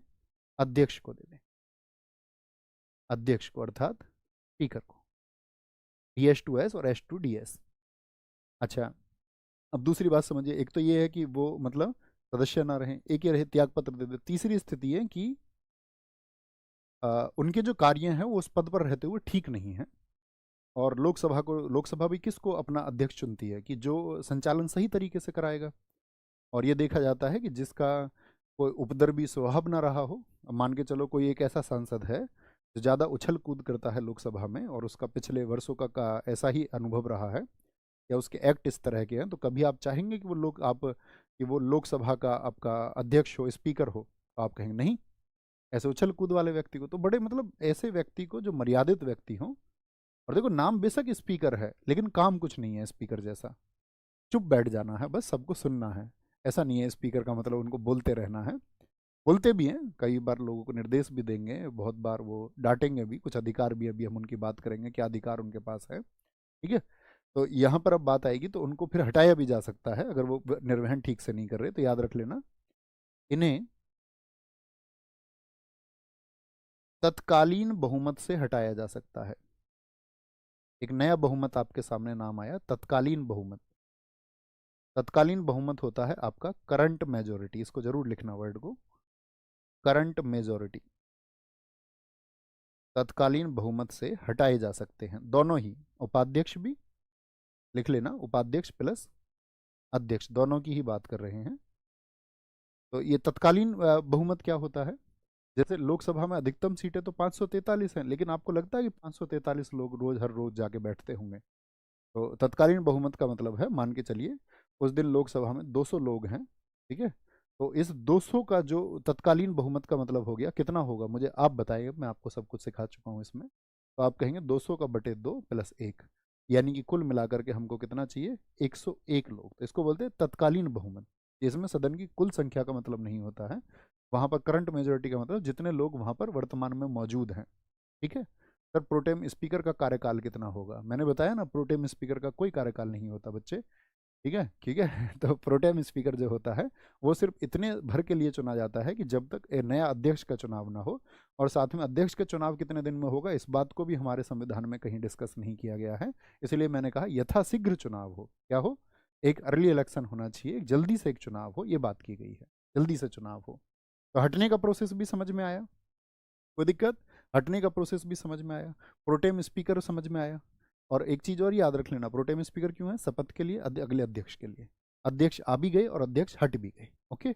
अब अध्यक्ष जो ये आए थे, कितने समय के लिए आए थे? प्रोटेम नहीं, आपको याद रखना है अध्यक्ष का कार्यकाल। अध्यक्ष या उपाध्यक्ष दोनों को साथ लेके चल रहे हैं हम। इनका जो कार्यकाल है, क्योंकि अध्यक्ष और उपाध्यक्ष दोनों को ही हम पढ़ रहे हैं, कार्यकाल, ठीक है, जो टेन्योर होता है, या टेन्योर के टर्म्स बोलें तो ज़्यादा ठीक होगा, टर्म्स। इनका जो टर्म्स होता है वो कितना होता है? वो 5 ईयर्स का होता है, 5 वर्षों का। कितने का होता है? 5 वर्षों का। ठीक है। और ये 5 वर्षों का जो कार्यकाल है इसका, ये बताया गया है आर्टिकल 83 में। और आर्टिकल 83 में मैं फिर से कहूँगा, इसमें बताया गया है आपका ड्यूरेशन ऑफ एमपीज, यानी कि जो संसद के सदस्य हैं उनकी पदावधि बताई गई है। तो क्या इसमें सिर्फ लोकसभा की बात की गई है या लोकसभा और राज्यसभा दोनों की? तो कभी भी जब बात आएगी तो आपको पता होना चाहिए संसद सदस्यों की अवधि, चाहे लोकसभा की आपसे पूछे, चाहे राज्यसभा की, राज्यसभा का सदस्य 6 वर्ष के लिए होता है, लोकसभा का सदस्य 5 वर्ष के लिए होता है। ठीक है। तो आपका ये जो बताया गया है आर्टिकल 83 में बताया गया है कार्यकाल इनका। लेकिन क्या 5 वर्ष पूरे करेगा ये जरूरी है? आप कहेंगे नहीं, इसके लिए कुछ शर्तें हैं। ठीक है, समय पूर्व भी भंग किया जा सकता है, समय पूर्व भी।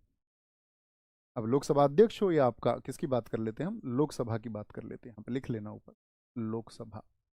अभी हम लोकसभा की बात कर रहे हैं ना, तो लोकसभा लिख लेना। समय पूर्व भी लोकसभा को क्या कर सकते हैं, भंग किया जा सकता है, भंग किया जा सकता है समय पूर्व। समय पूर्व से मतलब क्या है, कैन ऑल्सो बी डिसॉल्व्ड,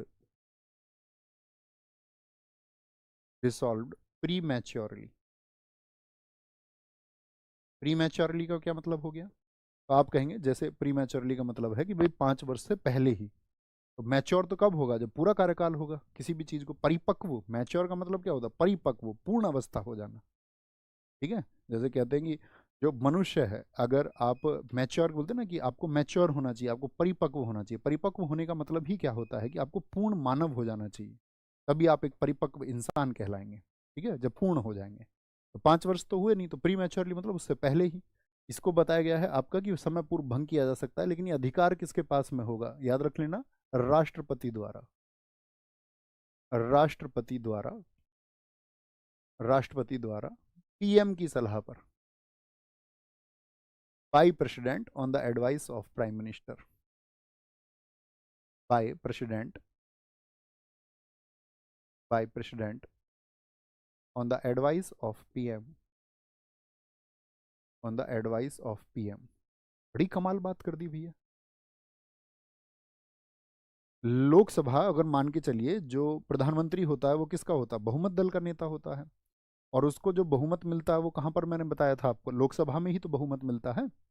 अब अगर लोकसभा का गठन हो गया, तो क्या कभी ऐसा हो सकता है कि पीएम सलाह दे दे राष्ट्रपति को कि भैया अब मेरा मोह, जो मोदी जी ऐसे बोलने लग जाए कि मेरा तो जो है अब मोह भंग हो गया है इस प्रधानमंत्री पद से, अब तो मैं संन्यास धारण करना चाहता हूँ, और अब मेरा बिल्कुल रुचि नहीं रही है इस प्रधानमंत्री पद में, आप एक काम करो, इस लोकसभा को भंग कर दो। क्या ऐसा पॉसिबल है, क्या ये व्यवहारिक है, प्रैक्टिकली ऐसा पॉसिबल है? तो आप कहेंगे नहीं, उसी के लिए तो उन्होंने मेहनत की थी, उसी को तो जो मेजोरिटी उनको चाहिए थी लोकसभा में, उसी के लिए तो उन्होंने प्रयास किया। तो फिर ऐसा तो कभी व्यवहारिक होता नहीं है। लेकिन राष्ट्रपति साहब को यहाँ दिखाने की एक शक्ति दे दी गई है कि ये राष्ट्रपति द्वारा किया जा सकता है किसी विशेष परिस्थितियों में, अगर आवश्यकता हुई। ठीक है, और जो समय पूर्व भी भंग किया जाता है, ये भंग किया जाता है इसको आर्टिकल 85(2) से, आर्टिकल 85(2) से इसका वर्णन दिया गया है वहाँ पर सारा। ठीक है, अच्छा, दूसरा कारण क्या हो सकता है, मंत्री परिषद जो है आपका, मंत्री परिषद लोकसभा में विश्वास, लोकसभा में विश्वास मत खो दे, विश्वास मत खो दे, विश्वास मत खो दे, और और नई सरकार का गठन ना हो पाए, नई सरकार का गठन ना हो पाए। यहां पर मैं आपसे क्वेश्चन पूछना चाहूंगा जो मैंने पढ़ाया था आपको, थोड़ा जटिल क्वेश्चन रहेगा, लेकिन उम्मीद करूंगा आप बताएंगे। गठन ना हो पाए, मेरा प्रश्न सुने भाई। अभी जैसे आप एक उदाहरण से समझिए, अभी जब आपका जो सरकार बनी है हमारी अभी वर्तमान में, तो उस सरकार में क्या अकेले बीजेपी को खुद को बहुमत प्राप्त है? क्या बीजेपी ने अकेले ने अपने दम पे सरकार बनाई है, या अपने जो सहयोगी दल है उनके साथ में मिलकर बनाई है सरकार? तो आप कहेंगे हाँ, बीजेपी ने अपने सहयोगी दलों के साथ में मिलकर के सरकार बनाई है, अन्य पार्टियों का भी उन्होंने आपका सहारा लिया है। और अन्य पार्टियों का जब उन्होंने सहारा लिया है, तो ऐसा हो सकता है ना कि वो पार्टी उनका जो सहयोग है वो कभी भी छोड़ सकती हैं। सरकारें ऐसे ही तो गिरती हैं। हो सकता है वो कल को बहुत सारे किसके साथ में मिल जाएं, वो सारे के सारे जा करके इंडिया गठबंधन के साथ मिल जाएं, तो सरकार किसकी बन जाएगी फिर, किसकी सरकार बन जाएगी फिर, इंडिया गठबंधन की तरफ जाएगी। मतलब आप एक स्थिति को विचार कर लीजिए। अब ये नहीं सोचना नहीं ऐसा नहीं हो सकता या वैसा नहीं हो सकता। कहने का मतलब है कि विश्वास खोने का मतलब ही क्या होता है, विश्वास मत मतलब जो उनका मोशन है, कॉन्फिडेंस मोशन है, उसको वो खो दे। तो मेरा क्वेश्चन क्या है, मैंने कहा था फिर राष्ट्रपति साहब क्या करते हैं, विपक्ष को न्योता देते हैं, आप सरकार बना लीजिए। लेकिन जो विपक्ष है, यानी जो दूसरा पक्ष है, उसको कितने दिन के अंदर बहुमत सिद्ध करना पड़ता है, ये मैंने आपको बताया था, ये सारा प्रोसेस। कि वो दूसरी से कह देंगे भी ठीक है, इनका बहुमत नहीं बन रहा है, तो जब कभी भी बहुमत दल के नेता को वो हालांकि पहले बोलते हैं कि भी बहुमत वाले बनाएंगे, और मान के चलो अभी सरकार तो बन चुकी है, तो अब बन चुकी है तो अब तो नौते का कोई अर्थ नहीं हुआ, तो ये तो फेल ही हो गए इस प्रोसेस में। तो जो विपक्ष है तो उसको वो बोलेंगे कि आप सर ही सरकार गठन कर लें, बार बार चुनाव नहीं कराए जा सकते हैं। तो अब ऐसी स्थिति में क्या होगा, 30 दिन। वेरी गुड, बहुत शाबाश। 30 दिन वाले सारे साथियों का अंतर ठीक है कि 30 दिन में उनको बहुमत सिद्ध करना पड़ता है, और अगर 30 दिन में भी बहुमत सिद्ध ना कर पाए तो फिर से चुनाव होगा, फिर री इलेक्शन करवाना मजबूरी है। तो क्या हमने बोला, if the council of ministers, if the council of ministers COM, ठीक है, loses the vote of confidence या motion of confidence, loses the motion of confidence, motion of confidence in Lok Sabha and new government is not formed, is not formed यानी नई सरकार का गठन भी नहीं हो पाया, तब भी क्या, फिर लोकसभा को भंग कर दिया जाएगा। ठीक है। अच्छा, अब यहाँ पर मैंने कुछ स्थितियों पर आपको बात करनी है। तो लोकसभा तो भंग हो जाएगी, तो क्या लोकसभा अध्यक्ष का क्या होगा, क्या लोकसभा अध्यक्ष को भी अपना पद छोड़ना पड़ेगा? तो यहाँ पर एक विशेष चीज याद रख लेना, लिखना इस बात को, लोकसभा अध्यक्ष अपने पद पर बने रहेंगे जब तक नए अध्यक्ष ना आ जाए। लोकसभा अध्यक्ष अपने पद पर बने रहेंगे, यानी कि speaker will hold his post till new speaker will not come, जब तक, ऐसे लिखना, जब तक नए अध्यक्ष का चुनाव ना हो, नए अध्यक्ष का चुनाव ना हो।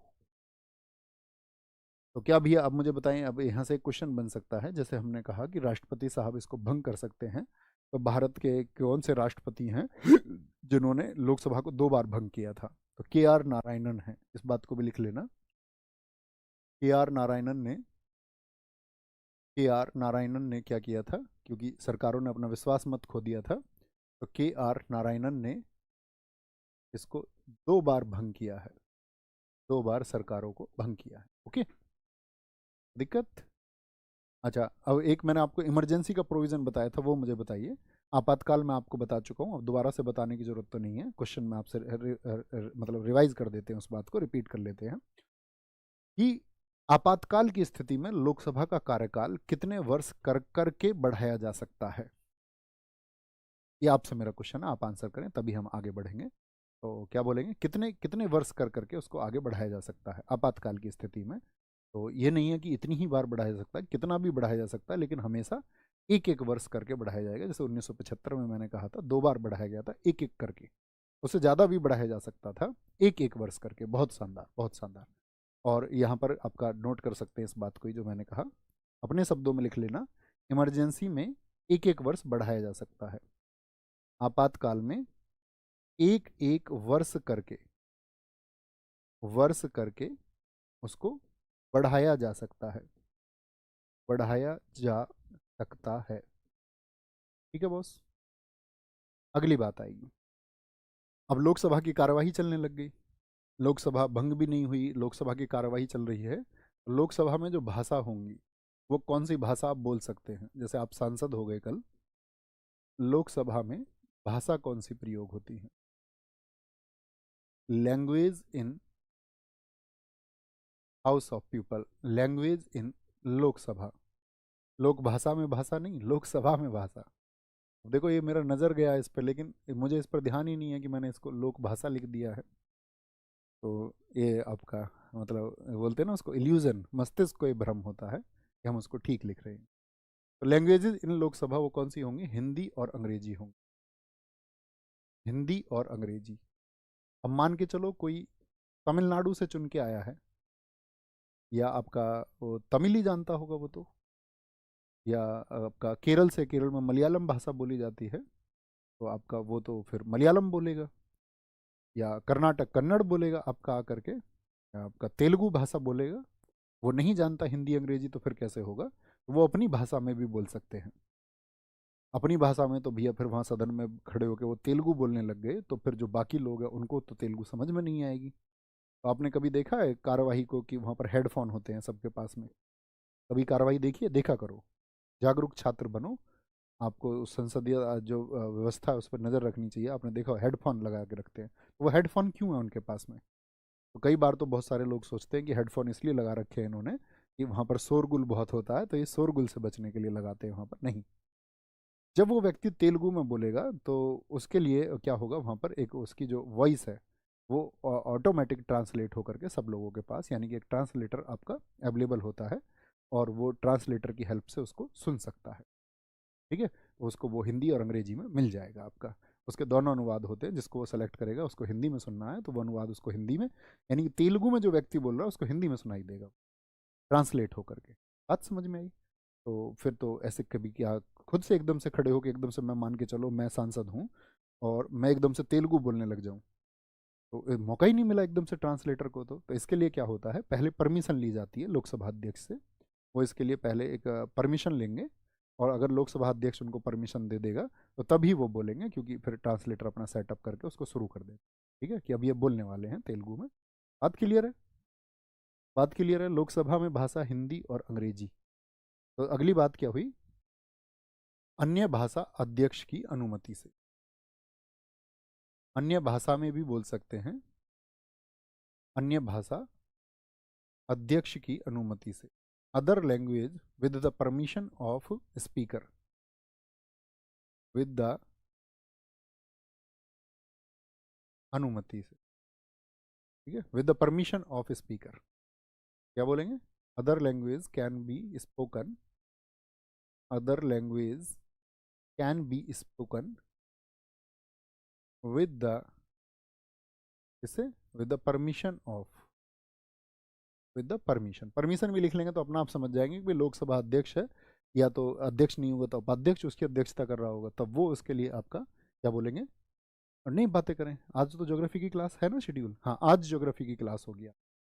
आज ज्योग्राफी की क्लास आपका 4 बजे शुरू हो जाएगी। ठीक है, हमने तो उस दिन बोला था कि दीदी का स्वागत करना, लेकिन आज दीदी का स्वागत आप करना। ठीक है, शपथ नहीं होगा दोस्त मिस्टर सिन्हा, उसका शपथ कराने की जरूरत नहीं है। यहाँ पर आएंगे, लोकसभा में भाषा हिंदी और अंग्रेजी। लोकसभा के जो सदस्य हैं उनका कार्यकाल कितना होगा, अभी तो लोकसभा का बताया था हमने, बताएं। लोकसभा के सदस्य का कार्यकाल कितना होगा, अगर ये भी बात हम पूछें तो सीधी सी बात है, कितना होता है कार्यकाल, 5 वर्ष होगा। और जो लोकसभा के सदस्य हैं उनको क्या बोलते हैं, हम एमपी ही बोलेंगे, एमपी ऑफ आपका लोअर हाउस। ऐसा भी तो हो सकता है इनकी दोहरी सदस्यता हो जाए, दोहरी सदस्यता। यहाँ से बड़ा अच्छा और इम्पोर्टेंट क्वेश्चन कमीशन पूछता है, इसको बोलते हैं जॉइंट मेंबरशिप टाइमलाइन। क्या बताया गया है, joint membership, joint membership timeline को हम कहते हैं। और ये जॉइंट मेंबरशिप टाइमलाइन का क्या मतलब है ये समझें। देखो, एक व्यक्ति ऐसा भी तो हो सकता है कि वो लोकसभा और राज्यसभा दोनों के लिए चयनित हो जाए, तब किसका सदस्य रहेगा। ऐसा हो सकता है कि वो 2 लोकसभा सीटों के लिए चुनाव लड़ ले, जैसे पिछली बार मोदी जी ने लड़ा था, इस बार राहुल गांधी जी ने लड़ा 2 सीटों से। या ऐसा हो सकता है कि वो लोकसभा और विधानसभा दोनों के लिए हो जाए। तो हो सकती है तीनों स्थिति या नहीं, आप सोच के देखिए। तो इसको हम बोलते हैं दोहरी सदस्यता। तो जो आपका लोकसभा में दोहरी सदस्यता, यानी कि लोकसभा के अलावा भी कहीं अन्य वो सदस्य हो गए हैं, या तो राज्यसभा के सदस्य हो गए हैं संसद के दूसरे सदन के, या फिर राज्य में किसी सदन के सदस्य हो गए हैं, चाहे एमएलसी बन गए हों चाहे एमएलए वो बन गए हों, पॉसिबल है। तो उन स्थितियों में क्या होगा, वो 3 स्थितियां हैं, तीनों को नोट करना। तो क्या बोलेंगे, ऐसे लिखेंगे इसको। अगर मान के चलो वो लोकसभा के लिए भी चयनित हो गए और साथ में आपका राज्यसभा के लिए भी एमपी बन गए, ऐसा तो नहीं हो सकता ना कि भाई दोनों में रहे, भाई लोकसभा के लिए चयनित हो जाए और राज्यसभा के भी। तो क्या बोलेंगे, आपका 10 डेज का प्रोविजन दिया गया है, 10 डेज में एक को छोड़ना होगा, एक को उनको छोड़ना होगा। छोड़ना होगा। और वो मान के चलो इस बात के लिए क्या हो गए कि भाई नहीं, ऐसा नहीं होता, लेट इट गो, जाने दो, हम नहीं बता रहे कौन सा छोड़ेंगे, हम 10 दिन में बताना उनको। और वो इस स्थिति में आ जाए, चलो हम नहीं बताते, तुम क्या कर लोगे, ना हो ऐसा तो क्या होगा। तो ऐसे में क्या प्रोविजन किया गया है, नोट करके रखना उस बात को, यहीं ऊपर लिख लेना। नहीं तो क्या होगा, नहीं तो अगर वो नहीं जवाब देंगे तो राज्यसभा की उनकी सदस्यता खत्म हो जाएगी। राज्यसभा की सदस्यता क्या हो जाएगी, उनकी खत्म हो जाएगी। क्योंकि आपको पता लोकसभा की क्यों नहीं कर रहे हैं जी, वाई नॉट लोकसभा, क्योंकि राज्यसभा का जो चुनाव है वो आसान है, बैठ करके उसको कराया जा सकता है, लेकिन लोकसभा के चुनाव में बहुत खर्चा और फिर जनता की भागीदारी, एक उपचुनाव करवाना पड़ेगा, तो इसलिए लोकसभा के चुनाव से बचते हैं। तो प्रोविजन किसका, राज्यसभा के, उसकी सदस्यता खत्म हो जाएगी। ठीक है, कोई दिक्कत, आगे बात। दूसरी चीज क्या है, दूसरी चीज क्या है, लोकसभा प्लस लोकसभा, जैसे राहुल गांधी दोनों से हो गए, इसके लिए क्या है, 14 डेज, 14 डेज स्वेच्छा से, खुद से स्वेच्छा से एक सीट छोड़नी पड़ेगी उनको। जैसे आप सबको पता हो राहुल गांधी कहाँ कहाँ से थे, तो जी कहाँ, वायनाड से, केरल से, और एक यूपी से चुनाव लड़े, तो 2 सीटों से वो चुनाव लड़े, एक सीट उनको छोड़नी पड़ेगी। इसका बड़ा विरोध होता है, अभी सुप्रीम कोर्ट में एक पटिशन गया, और उस पटिशन में ये कहा गया है, जो बीजेपी के एक नेता हैं अश्विनी उपाध्याय, उन्होंने उसको दाखिल किया, तो उन्होंने कहा है कि ऐसा नहीं होना चाहिए, मतलब ये व्यक्ति के पास ये अधिकार नहीं होना चाहिए, क्योंकि ये जनता के साथ में धोखा है। आप ए सीट से भी चुनाव लड़ रहे थे, आप बी सीट से भी चुनाव लड़ रहे थे, जनता ने आपको वोट दिया, यहाँ भी जनता ने आपको वोट दिया, तो यहाँ की जनता ने जो आपको वोट दिया, किस बात के लिए दिया है, इसी बात के लिए वोट दिया है ना, कि आप उनका प्रतिनिधित्व करेंगे। आपने जो अपना कैंपेनिंग किया होगा, जो वोट मांगे होंगे, वो उस जनता को बहका करके या उसको लुभावना कुछ ऐसा दिया होगा ना आपने, लालच, अक्सर नेता लोग यही करते हैं। तो उस भोली भाली जनता ने आपके ऊपर विश्वास किया, लेकिन आपने इस सीट को छोड़ दिया और इस सीट को चुन लिया, या मान के चलो आपने इस सीट को छोड़ दिया, इस सीट को चुन लिया, एक एक जगह की जनता के साथ में तो ये छल हुआ, उसके साथ तो आपने लुभावने बातें किए, या उस जनता ने आपको वोट इसलिए दिया था कि वो चाहती थी जनता, आप उसने जिताया आपको इसलिए कि वो चाहती थी कि आप उसका प्रतिनिधित्व करें, लेकिन आपने उसका प्रतिनिधित्व नहीं किया, ये तो गलत बात हुई। अच्छा, दूसरी चीज क्या, इस सीट को छोड़ देंगे तो यहाँ पर फिर क्या होंगे, उपचुनाव होंगे। तो उन्होंने बड़ा अच्छा एक तर्क दिया कि एक काम करो, नेताजी अगर ये नहीं बंद करते हो, तुम बोलते नहीं 2 सीट के लिए तो बोलेंगे ही उनसे, तो एक काम करो, जो उपचुनाव होगा इसका खर्चा उन्हीं से लिया जाए, हमारे देश की जनता का पैसा है, उसको इनकी चॉइस पे क्यों खर्च किया जाए, उपचुनाव में भी खर्चा होता है अच्छा खासा। तो जो हमारी भोली वाली जनता जो मेहनत करके टैक्स जा रहा है उसका, तो उनके पैसे को ये नेता अपने मजे के लिए, कि ठीक है यहाँ से ज़्यादा चांस है, यहाँ से कम चांस है, यहाँ से जीत जाऊंगा तो दोनों में से एक को छोड़ दूंगा, ये इस तरह की छूट नहीं होनी चाहिए। अपना प्रतिनिधित्व एक सीट से करें, और जनता में वो विश्वास पैदा करें पहले से, और जनता उनको फिर चुने, तो यही तो होना चाहिए, होना चाहिए नहीं होना चाहिए, बिल्कुल होना चाहिए। तो इसके लिए हो सकता है भविष्य में कुछ हो। तो ये कब से है, इसमें इम्पोर्टेंट बात यह है कि हमारा जो जन प्रतिनिधि अधिनियम है, जिसको हम आपका रिप्रेजेंटेशन ऑफ जन प्रतिनिधि अधिनियम, इसको हम पीपल रिप्रेजेंटेशन एक्ट भी बोलते हैं, या रिप्रेजेंटेशन एक्ट ऑफ पीपल भी बोलते हैं, 1951 का। तो उसमें तो क्या था कि आपको पता है कि पहले 1996 से हुआ है कि एक व्यक्ति अधिकतम कितनी सीटों से चुनाव लड़ सकता है, एक व्यक्ति अधिकतम कितनी सीटों से, 2 सीटों से चुनाव लड़ सकता है। ये प्रोविजन आया 1996 से, लेकिन 1996 से पहले तो यह था कि एक व्यक्ति कितनी भी सीट से चुनाव लड़ सकता था। अटल बिहारी वाजपेयी जी अपने समय में एक बार चुनाव लड़े थे, 3 सीटों से चुनाव लड़े थे, ठीक है, बहुत सा, इंदिरा गांधी जी चुनाव लड़ी थी कई सीटों से। तो कहने का मतलब ये है कि पहले तो कई सीटों, पहले तो लिमिट ही नहीं थी इसकी, लेकिन 1996 से, तो इस बात को भी कहीं नोट कर लेना किनारे पे लिख करके, क्या बोलेंगे, यहाँ लिखना, जन प्रतिनिधित्व अधिनियम कब आया, 1951, जन प्रतिनिधित्व अधिनियम, सॉरी, जन प्रतिनिधित्व अधिनियम,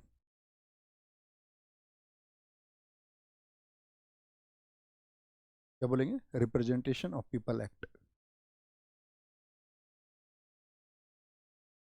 रिप्रेजेंटेशन ऑफ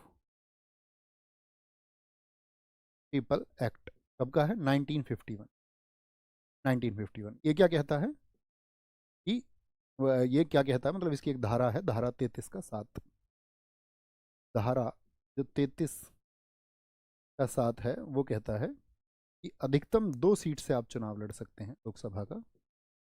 अधिकतम कितनी सीट से? 2 सीट से चुनाव। और फिर उसके बाद का प्रोविज़न मैंने आपको बता ही दिया है। फिर इसी की एक धारा आती है, धारा 70। वो कहती है कि आपको जो है किसी एक सीट का चुनाव करना पड़ेगा, और यहाँ पर वो कितने दिन में करना पड़ेगा? 14 दिन में। 14 दिन में वो करना पड़ेगा। ठीक है, बात क्लियर है? याद रख लेना, ये कब से हुआ है? अधिकतम 2 सीट से 1996 से। तो इससे पहले क्या है, कोई लिमिटेशन ही नहीं थी। 1996 से ये हुआ। तो 2 स्थितियां तो ये हैं। तीसरी स्थिति क्या है भैया? तो लोकसभा और राज्यसभा में से क्या होगा, 10 दिन में उसको छोड़ना पड़ेगा, और नहीं तो राज्यसभा की खत्म मानी जाएगी। यहाँ स्वेच्छा के लिए बताया गया है उसको, और वो कर देता है जनरली, ऐसा व्यवहारिक है। ऐसा हो सकता है कि लोकसभा और विधानसभा, लोकसभा और विधानसभा दोनों के लिए चयनित हो जाए। जैसे मान के चलो हमारे योगी जी अभी सीएम हैं, वो विधानमंडल के सदस्य हैं, और कल को वो लोकसभा के सदस्य, कल को वो पीएम बनना चाहें तो उनको वहाँ पर सदन में जाना पड़ेगा, लोकसभा या राज्यसभा में, वहाँ कहीं पर हो जाए वो, लोकसभा या राज्यसभा में, लोकसभा या राज्यसभा, और उसके साथ में विधानमंडल यानी विधानसभा में हो जाए, तो कितने दिन में? 14 डेज में। 14 डेज में, ठीक है। और 14 डेज में याद रख लेना, देखो, अगर कोई व्यक्ति लोकसभा में चयनित हो गया है तो वो विधानसभा में शपथ नहीं ले सकता है। ठीक है, तो इसके लिए क्या है, उसको 14 डेज में इससे रिजाइन करना पड़ेगा, ये छोड़ना पड़ेगा, तब वो विधानसभा जा सकता है। ठीक है भैया, हर कोई केंद्र में पहुंचना चाहता है? नहीं, ऐसा नहीं है। योगी जी क्या केंद्र में है बताओ? जिसको स्टेट चलाना है वो विधानमंडल में पहुंचना चाहेगा, और जिसको केंद्र की राजनीति को नियंत्रित करना है वो केंद्र में पहुंचना चाहेगा। सही परिभाषा आपकी ये होनी चाहिए। ठीक है सर, कैंडिडेट्स दोनों सीट से वोट दे सकते हैं? कैसे दे सकते हैं दोनों वोट सोट से? कैंडिडेट तो भैया मतदाता सूची में नाम आता है, और जो मतदाता सूची आती है आपकी, यानी कि जो वोटर लिस्ट आती है, उसमें आप एक ही निर्वाचन क्षेत्र में हो सकते हैं। ठीक है, मतदाता 2 जगह नहीं हो सकते, मतदाता सिर्फ एक ही जगह वोट डाल सकते हैं, उसी बार होनी चाहिए। ठीक है सर, कैंडिडेट्स दोनों सीट से वोट दे सकते हैं? कैसे दे सकते हैं दोनों वोट सोट से? कैंडिडेट तो भैया मतदाता सूची में नाम आता है, और जो मतदाता सूची आती है आपकी, यानी कि जो वोटर लिस्ट आती है, उसमें आप एक ही निर्वाचन क्षेत्र में हो सकते हैं। ठीक है, मतदाता 2 जगह नहीं हो सकते, मतदाता सिर्फ एक ही जगह वोट डाल सकते हैं। उसी बारे में तो मैंने बताया कि ये कितना गड़बड़ की बात है, कितना पैसा खर्च करवा रहे हैं। ठीक है, आगे आएंगे। सर, डिप्टी स्पीकर तो वाइस प्रेसिडेंट होता नहीं, वो चेयरमैन होता है। अभी आपको याद रखना, लोकसभा में होते हैं आपका चेयरमैन एंड डिप्टी चेयरमैन, ऐसे बोलेंगे नहीं। लोकसभा में होते हैं स्पीकर एंड डिप्टी स्पीकर, और राज्यसभा में होंगे आपका चेयरमैन एंड डिप्टी चेयरमैन। वहाँ चेयरमैन, यहाँ स्पीकर। ओके, इतनी बात में किसी भी मेरे साथी को कोई दिक्कत हुई हो तो मुझे बताएं। यहाँ तक की बातों में कोई किसी को परेशानी हुई हो तो आगे बढ़ सकते हैं। आगे बढ़ते हैं तो लोकसभा का जो अध्यक्ष था उसके कार्यों को समझेंगे। लोकसभा अध्यक्ष के कार्य एवं शक्तियां।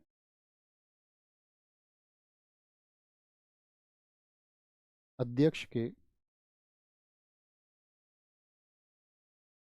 कार्य एवं शक्तियां। Functions and powers of. यहाँ से बहुत क्वेश्चन बनते हैं, कहूँ तो एग्जाम में सबसे ज़्यादा क्वेश्चन इसके फंक्शन और पावर से ही बनते हैं। पावर्स ऑफ स्पीकर, कुछ बहुत महत्वपूर्ण चीज़ों को हम लिखेंगे। पहला काम कौन करेगा? ये पहला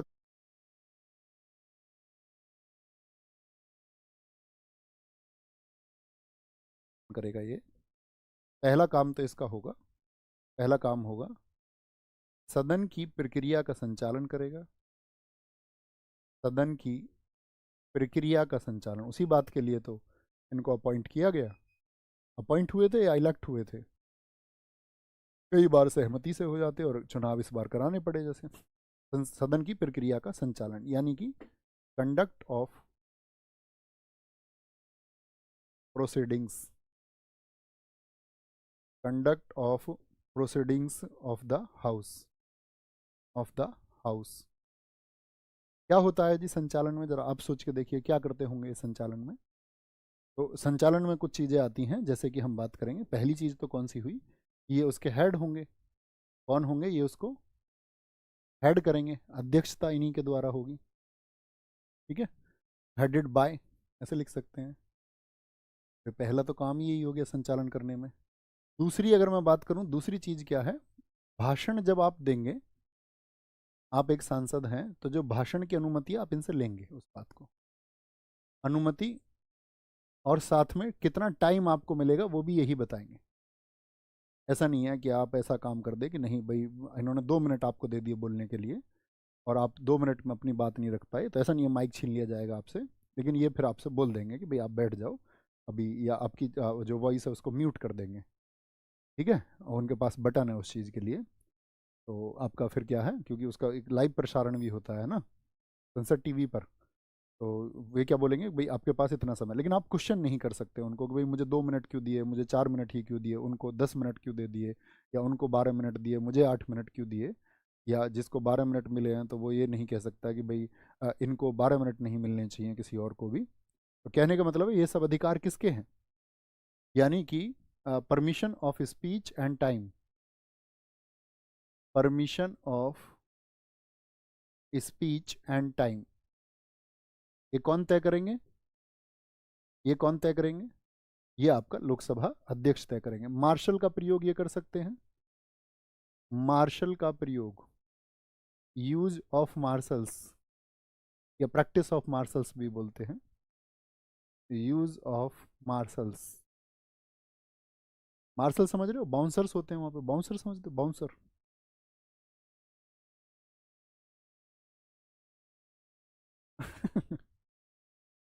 मेरी बहुत तगड़ी बॉडी मैंने तुम्हें दिखा दी है तो तुम समझ गए होगे, मतलब शैडो जिनको हम बोलते हैं, तो वो रक्षा के लिए होते हैं। मान के चलो सांसद जो बहुत बदतमीजी करने लग जाए, बहुत बदतमीजी करने का मतलब है अनाप शनाप कुछ भी बात करने लग जाए जिन बातों का कोई अर्थ नहीं है, तो वो क्या कहेंगे, इसको उठाओ और इसको बाहर फेंक दो, उठा के बाहर फेंकवा दो, ठीक है, तो वो मार्शल ले जाते हैं, बहुत बार आप देखोगे। अभी यूपी के आपका विधानमंडल में भी ये हुआ था आपका कार्रवाई में। तो मार्शल का प्रयोग, यूज ऑफ मार्शल्स। अगली बात, सदस्य को ऐसे लिख लिया, पूरा छोटा शब्द लिख लो, उसी से समझाओ, निर्देश दे सकते हैं किसी को कि भाई आप सही बातें नहीं कर रहे हैं, कोई सही ट्रैक पे बातें नहीं कर रहा, उसको चेतावनी दे सकते हैं, ये कोई चेतावनी दे सकते हैं, यानी कि हम कह सकते हैं ये इंस्ट्रक्शंस दे सकते हैं, इंस्ट्रक्शंस दे सकते हैं, या अलर्ट उसको कर सकते हैं, अलर्ट कर सकते हैं। अगली बात है, और क्या अधिकार है, सदस्य को निलंबित कर सकते हैं, सदस्य को कुछ समय, कुछ समय या पूरे सत्र के लिए भी, या पूरे समय के लिए, कुछ समय या पूरे समय के लिए उसको सस्पेंड कर सकते हैं, निलंबित कर सकते हैं। सस्पेंड लिख दूँ ना, इसी से समझ जाएगा ना कि उसको क्या बोलेंगे, फॉर सम टाइम और फॉर होल टाइम, उसको सस्पेंड वो कर सकते हैं, can be suspend for some time और होल टाइम। धन विधेयक पर निर्णय किसका लिया जाएगा, धन विधेयक पर निर्णय, धन विधेयक पर निर्णय कौन लेंगे, वो लोकसभा के अध्यक्ष लेंगे, ठीक है। Decision on money bill, decision on money bill, ये किसका होगा, ये धन, आप कैसे बोलोगे, ये लोकसभा अध्यक्ष का निर्णय होगा। देखो धन विधेयक के बारे में आपको याद हो, मैंने जब राष्ट्रपति की वीटो पावर आपको बताई थी, तो राष्ट्रपति को जो वीटो पावर है वो किस में प्राप्त नहीं है, मैंने आपसे कहा था, एक तो संविधान संशोधन के मामले में, और एक दूसरा एक जिक्र हमने किया था किसका, मनी बिल के मामले में। क्योंकि जब कभी भी मनी बिल पेश किया जाएगा, अभी हम हालांकि बिल को पढ़ेंगे कि बिल कितने प्रकार के होते हैं, कैसे वो पेश होते हैं, बहुत जल्दी शायद आपका जो अगली कक्षा होगी हमारी शायद वो बिल की ही हो, नहीं अगली से अगली होगी, क्योंकि अभी हमको बीच में आपका लोकसभा में जो प्रस्ताव होते हैं वो कितनी प्रकार के होते हैं ये सब पढ़ना है, लोकसभा की कार्रवाई को हमको पढ़ना है, प्रश्नकाल, संसद के सत्र, ये हमें पढ़ना है, इस सब में हमारी एक क्लास लगेगी। अभी मेरा क्वेश्चन ये आपसे ये है कि वो तो मैंने आपसे कहा था कि राष्ट्रपति साहब को उस पर सख्ती क्यों प्राप्त नहीं है, क्योंकि राष्ट्रपति साहब की पूर्व अनुमति से ही धन विधेयक पेश होता है। तो जिस पर उनकी पहले ही अनुमति दे चुके हैं वो, या जिस पर उनकी अनुमति पहले ही ली जा चुकी है, तो क्या फिर उस पर फिर से उनकी परमिशन लेने की जरूरत है, तो आप कहेंगे नहीं, फिर क्यों परमिशन लेंगे। भाई आपने ये कह दिया, आपके घर में आपसे पूछा गया कि आपकी शादी करा दी जाए, तो आपने कह दिया हाँ जी मेरी शादी करा दो, तो घर वाले लड़की को पक्का करके आ गए और आपकी डेट भी फिक्स कर दी उन्होंने, बहुत खुश हो, है ना।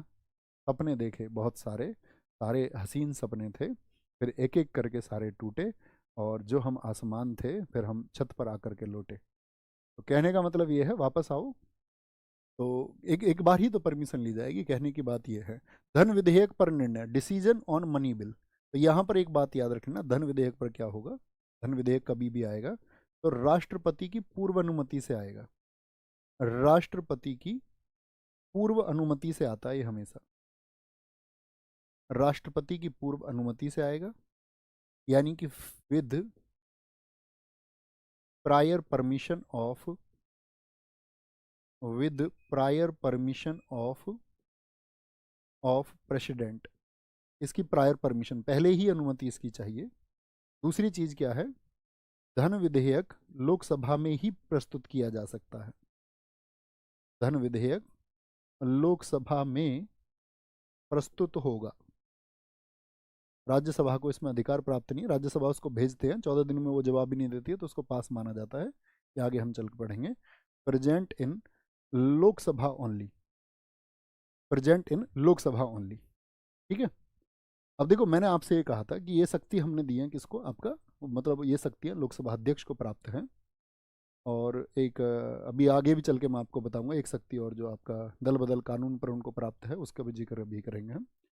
देखो, जो मैंने कहा कि वो मार्शल का प्रयोग कर सकते हैं। मार्शल का प्रयोग किन स्थितियों में, कि कोई मान के चलो सदन की कार्यवाही में मर्यादित तरीके से भाषण नहीं दे रहा है, या मर्यादित तरीके से मर्यादित भाषा का प्रयोग नहीं कर रहा है, तो या मैंने आपसे कहा कि भाषण की अनुमति वो किसी को कम समय दे सकते हैं, किसी को ज़्यादा समय दे सकते हैं, पॉसिबल है ना, हाँ या ना, बोलो भी फटाफट। अतिरिक्त बातें मत करो, अतिरिक्त बातें मत करो। आप जो क्लास में आए थे, आप किसी की शादी के लिए क्लास में नहीं आए थे, आप अपने जीवन को बनाने के लिए क्लास में आए थे। और जब आप अपने जीवन निर्माण के बीच में अन्य चीज़ों को शामिल कर लेते हैं तो इसका मतलब है हम सब पतन की ओर जा रहे हैं। तो हमेशा फोकस पे रखो। फोकस मतलब मैंने आपसे कहा है एकाग्रचित्त होकर के चीज़ों को बहुत आसानी से आप प्राप्त कर सकते हैं। लोगों ने सिद्धियां प्राप्त करी हैं, और ये तो सिर्फ अध्ययन है, बड़ी आसानी से आप इसको कर सकते हैं। लोगों ने मनोविज्ञान के सबसे जटिल विषय रॉकेट साइंस जैसी चीज़ों को पढ़कर उसमें बड़े आविष्कार किए हैं। तो आपको तो सिर्फ पॉलिटी पढ़नी है, उस पर फोकस करोगे तो पढ़ेंगे, अतिरिक्त बातों के लिए नहीं। ऐसा कुछ भी नहीं है अभी, है ना। तो मैंने क्या बात बोली आपसे कि मार्शल का प्रयोग जो होगा, या कम समय दे सकते हैं, हाँ या ना, जी भैया दे सकते हैं।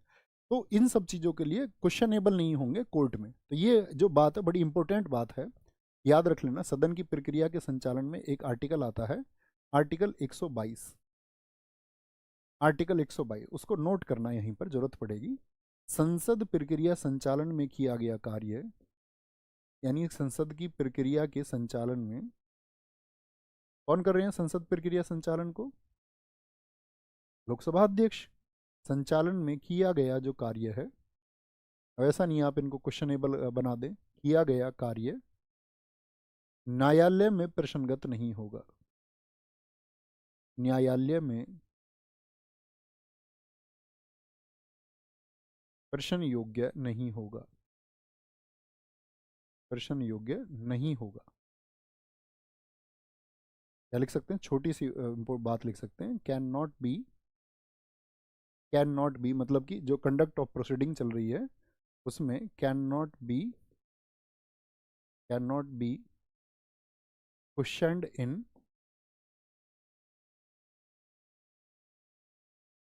Questioned in court. और लेकिन वो प्रोसीजर कैसा होना चाहिए, any work done in conduct of parliament proceedings. तो उसमें जो कार्य किया जाएगा, ये बहुत इंपॉर्टेंट आर्टिकल है, तो कहीं किनारे पे आप लिख लेना जरूर, ये प्रक्रिया नहीं होगी। अच्छा, अब आगे बात करेंगे इसकी। अभी मैंने बताया एक होती है आपका, क्या बोलेंगे, आर्टिकल 108, और क्या अधिकार प्राप्त है इसको। आर्टिकल 108 में होती है एक संयुक्त बैठक, संयुक्त बैठक,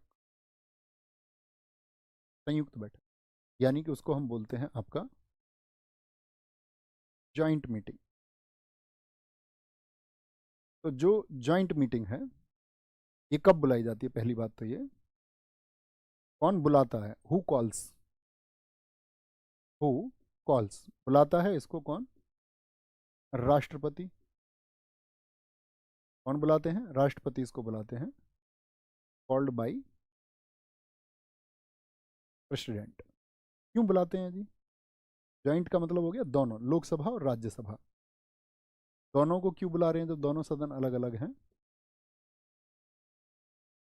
बुलाते हैं। कब बुलाते हैं, वैन कॉल्स, वैन कब बुलाएंगे इसको? तो बुलाते हैं इसको, साधारण विधेयक है, कोई कोई ऑर्डिनरी बिल है, साधारण विधेयक कोई है, कोई ऑर्डिनरी बिल है और वो पास नहीं हो पा रहा हो, साधारण विधेयक, साधारण विधेयक पर गतिरोध होने पर, दोनों सदनों में कोई बात नहीं बन रही है पर गतिरोध होने पर, तो वो क्या बोलते हैं, राष्ट्रपति साहब कहते हैं भैया आ जाओ। जैसे पंचायत होती है गांव में कि भैया इनकी नहीं बन रही है, इनकी नहीं बन रही है, एक काम कर लो, साधारण सी बात है, आ जाओ हम बैठ के इसका सॉल्यूशन कर लेते हैं और एक सॉल्यूशन इसका हो जाएगा। तो क्या बोलेंगे इसको हम, where there is a deadlock, where there is a deadlock, deadlock on an ordinary bill, ordinary bill. ठीक है भाई साहब, इतनी बात में कोई दिक्कत? अच्छा, इन्होंने इसको बुला लिया, और बुलाया किस बात पर, इस बात पर, तो जब इकट्ठे बैठेंगे, अब इम्पोर्टेंट बात यह है कि इसकी अध्यक्षता कौन करेगा। आप में से कितने साथी मुझे बता सकते हैं कि इसके जो अध्यक्षता है वो लोकसभा के अध्यक्ष करते हैं, लेकिन मेरा प्रश्न आपसे यह है कि राज्यसभा के सभापति क्यों नहीं करते? वाई नॉट, मतलब उनको ये अधिकार क्यों नहीं दिया गया? तो थोड़ा सोचेंगे तो आप खुद उत्तर पाओगे अगर आप ध्यान से क्लासेस को कर रहे हैं। तो संयुक्त बैठक के बारे में याद रख लेना, जो संयुक्त बैठक होती है, चेयरमैन बाई, इसकी जो अध्यक्षता होगी चेयरमैन बाई, वो करते हैं आपके कौन, लोकसभा अध्यक्ष, लोकसभा अध्यक्ष अर्थात स्पीकर। कौन करेंगे? स्पीकर करेंगे। और if speaker is not available या और स्पीकर इज एबसेंट, लोकसभा अध्यक्ष अगर कौन है, ये अगर एबसेंट हो जाए, अनुपस्थित हो जाए, तो कौन करेंगे? लोकसभा के उपाध्यक्ष करेंगे। लोकसभा के उपाध्यक्ष भी अगर उपस्थित ना हो, यानी कि जो डिप्टी स्पीकर हैं वो भी अगर आपका प्रेजेंट नहीं है, वो भी एबसेंट है, तो फिर लोकसभा के तो हो गए दोनों, फिर आते हैं आपका राज्यसभा के, राज्यसभा के उपसभापति, उपसभापति, सभापति क्यों नहीं, क्या बोलेंगे? डिप्टी चेयरमैन, डिप्टी चेयरमैन, इसमें चेयरमैन बोला जाता है सभापति को, डिप्टी चेयरमैन ऑफ राज्यसभा। कितने दोस्त बता सकते हैं? आया किसी का आंसर? किसी का आंसर नहीं आया? सुनिए ध्यान से, मैंने आपको एक बात बताई थी कि जो हमारे सभापति होते हैं, क्या वो किसी सदन के सदस्य होते हैं? क्या वो किसी सदन के सदस्य होते हैं? याद रखना, जब इकट्ठे बैठे हुए हैं तो ऐसा अधिकार किसी ऐसे व्यक्ति को नहीं दिया जा सकता है जो किसी सदन के भी सदस्य नहीं, और उनको ज्वाइंट मीटिंग का, तो फिर कौन आपका, अगर वो सदन के ही सदस्य नहीं है तो वो अधिकार फिर किसको दिया जाएगा? जिनके पास सदन की सदस्यता है, यानी कि लोकसभा अध्यक्ष तो लोकसभा से ही होते हैं। ओके, तो बात क्लियर रहेगी, आज के बाद में इसको कभी नहीं भूलना है। एक बात याद रखेंगे अगली, आपका लोकसभा, लोकसभा स्पीकर के पास, स्पीकर के पास निर्णायक मत का अधिकार होता है, निर्णायक मत का अधिकार होता है। थोड़ा भैया हल्का सा तेज लिखेंगे, नहीं तो हमारा टॉपिक फिर बच जाएगा। अधिकार होता है, टॉपिक बच जाएगा का मतलब है फिर उसको अगर मैं कल कराऊंगा तो फिर ये होगा कि कल फिर उसको नाम नहीं दे पाएंगे हम अच्छे से, फिर मतलब चीज़ों का फ्लो बिगड़ जाता है, इसीलिए हम कहते हैं कि एक दिन में एक टॉपिक हो जाए। ओके, आज पूरा टॉपिक करेंगे, एक बार थम्स अप करें जी भैया, बिल्कुल करेंगे, है ना। तो निर्णायक मत क्या होता है? निर्णायक मत का है आपका क्या बोलेंगे, the speaker has the right, speaker has the, पढ़ते टाइम थकते तो नहीं हो, राइट टू कास्ट द, थकेंगे क्यों नहीं थकेंगे भैया, we are human, deciding vote. Deciding vote क्या होता है?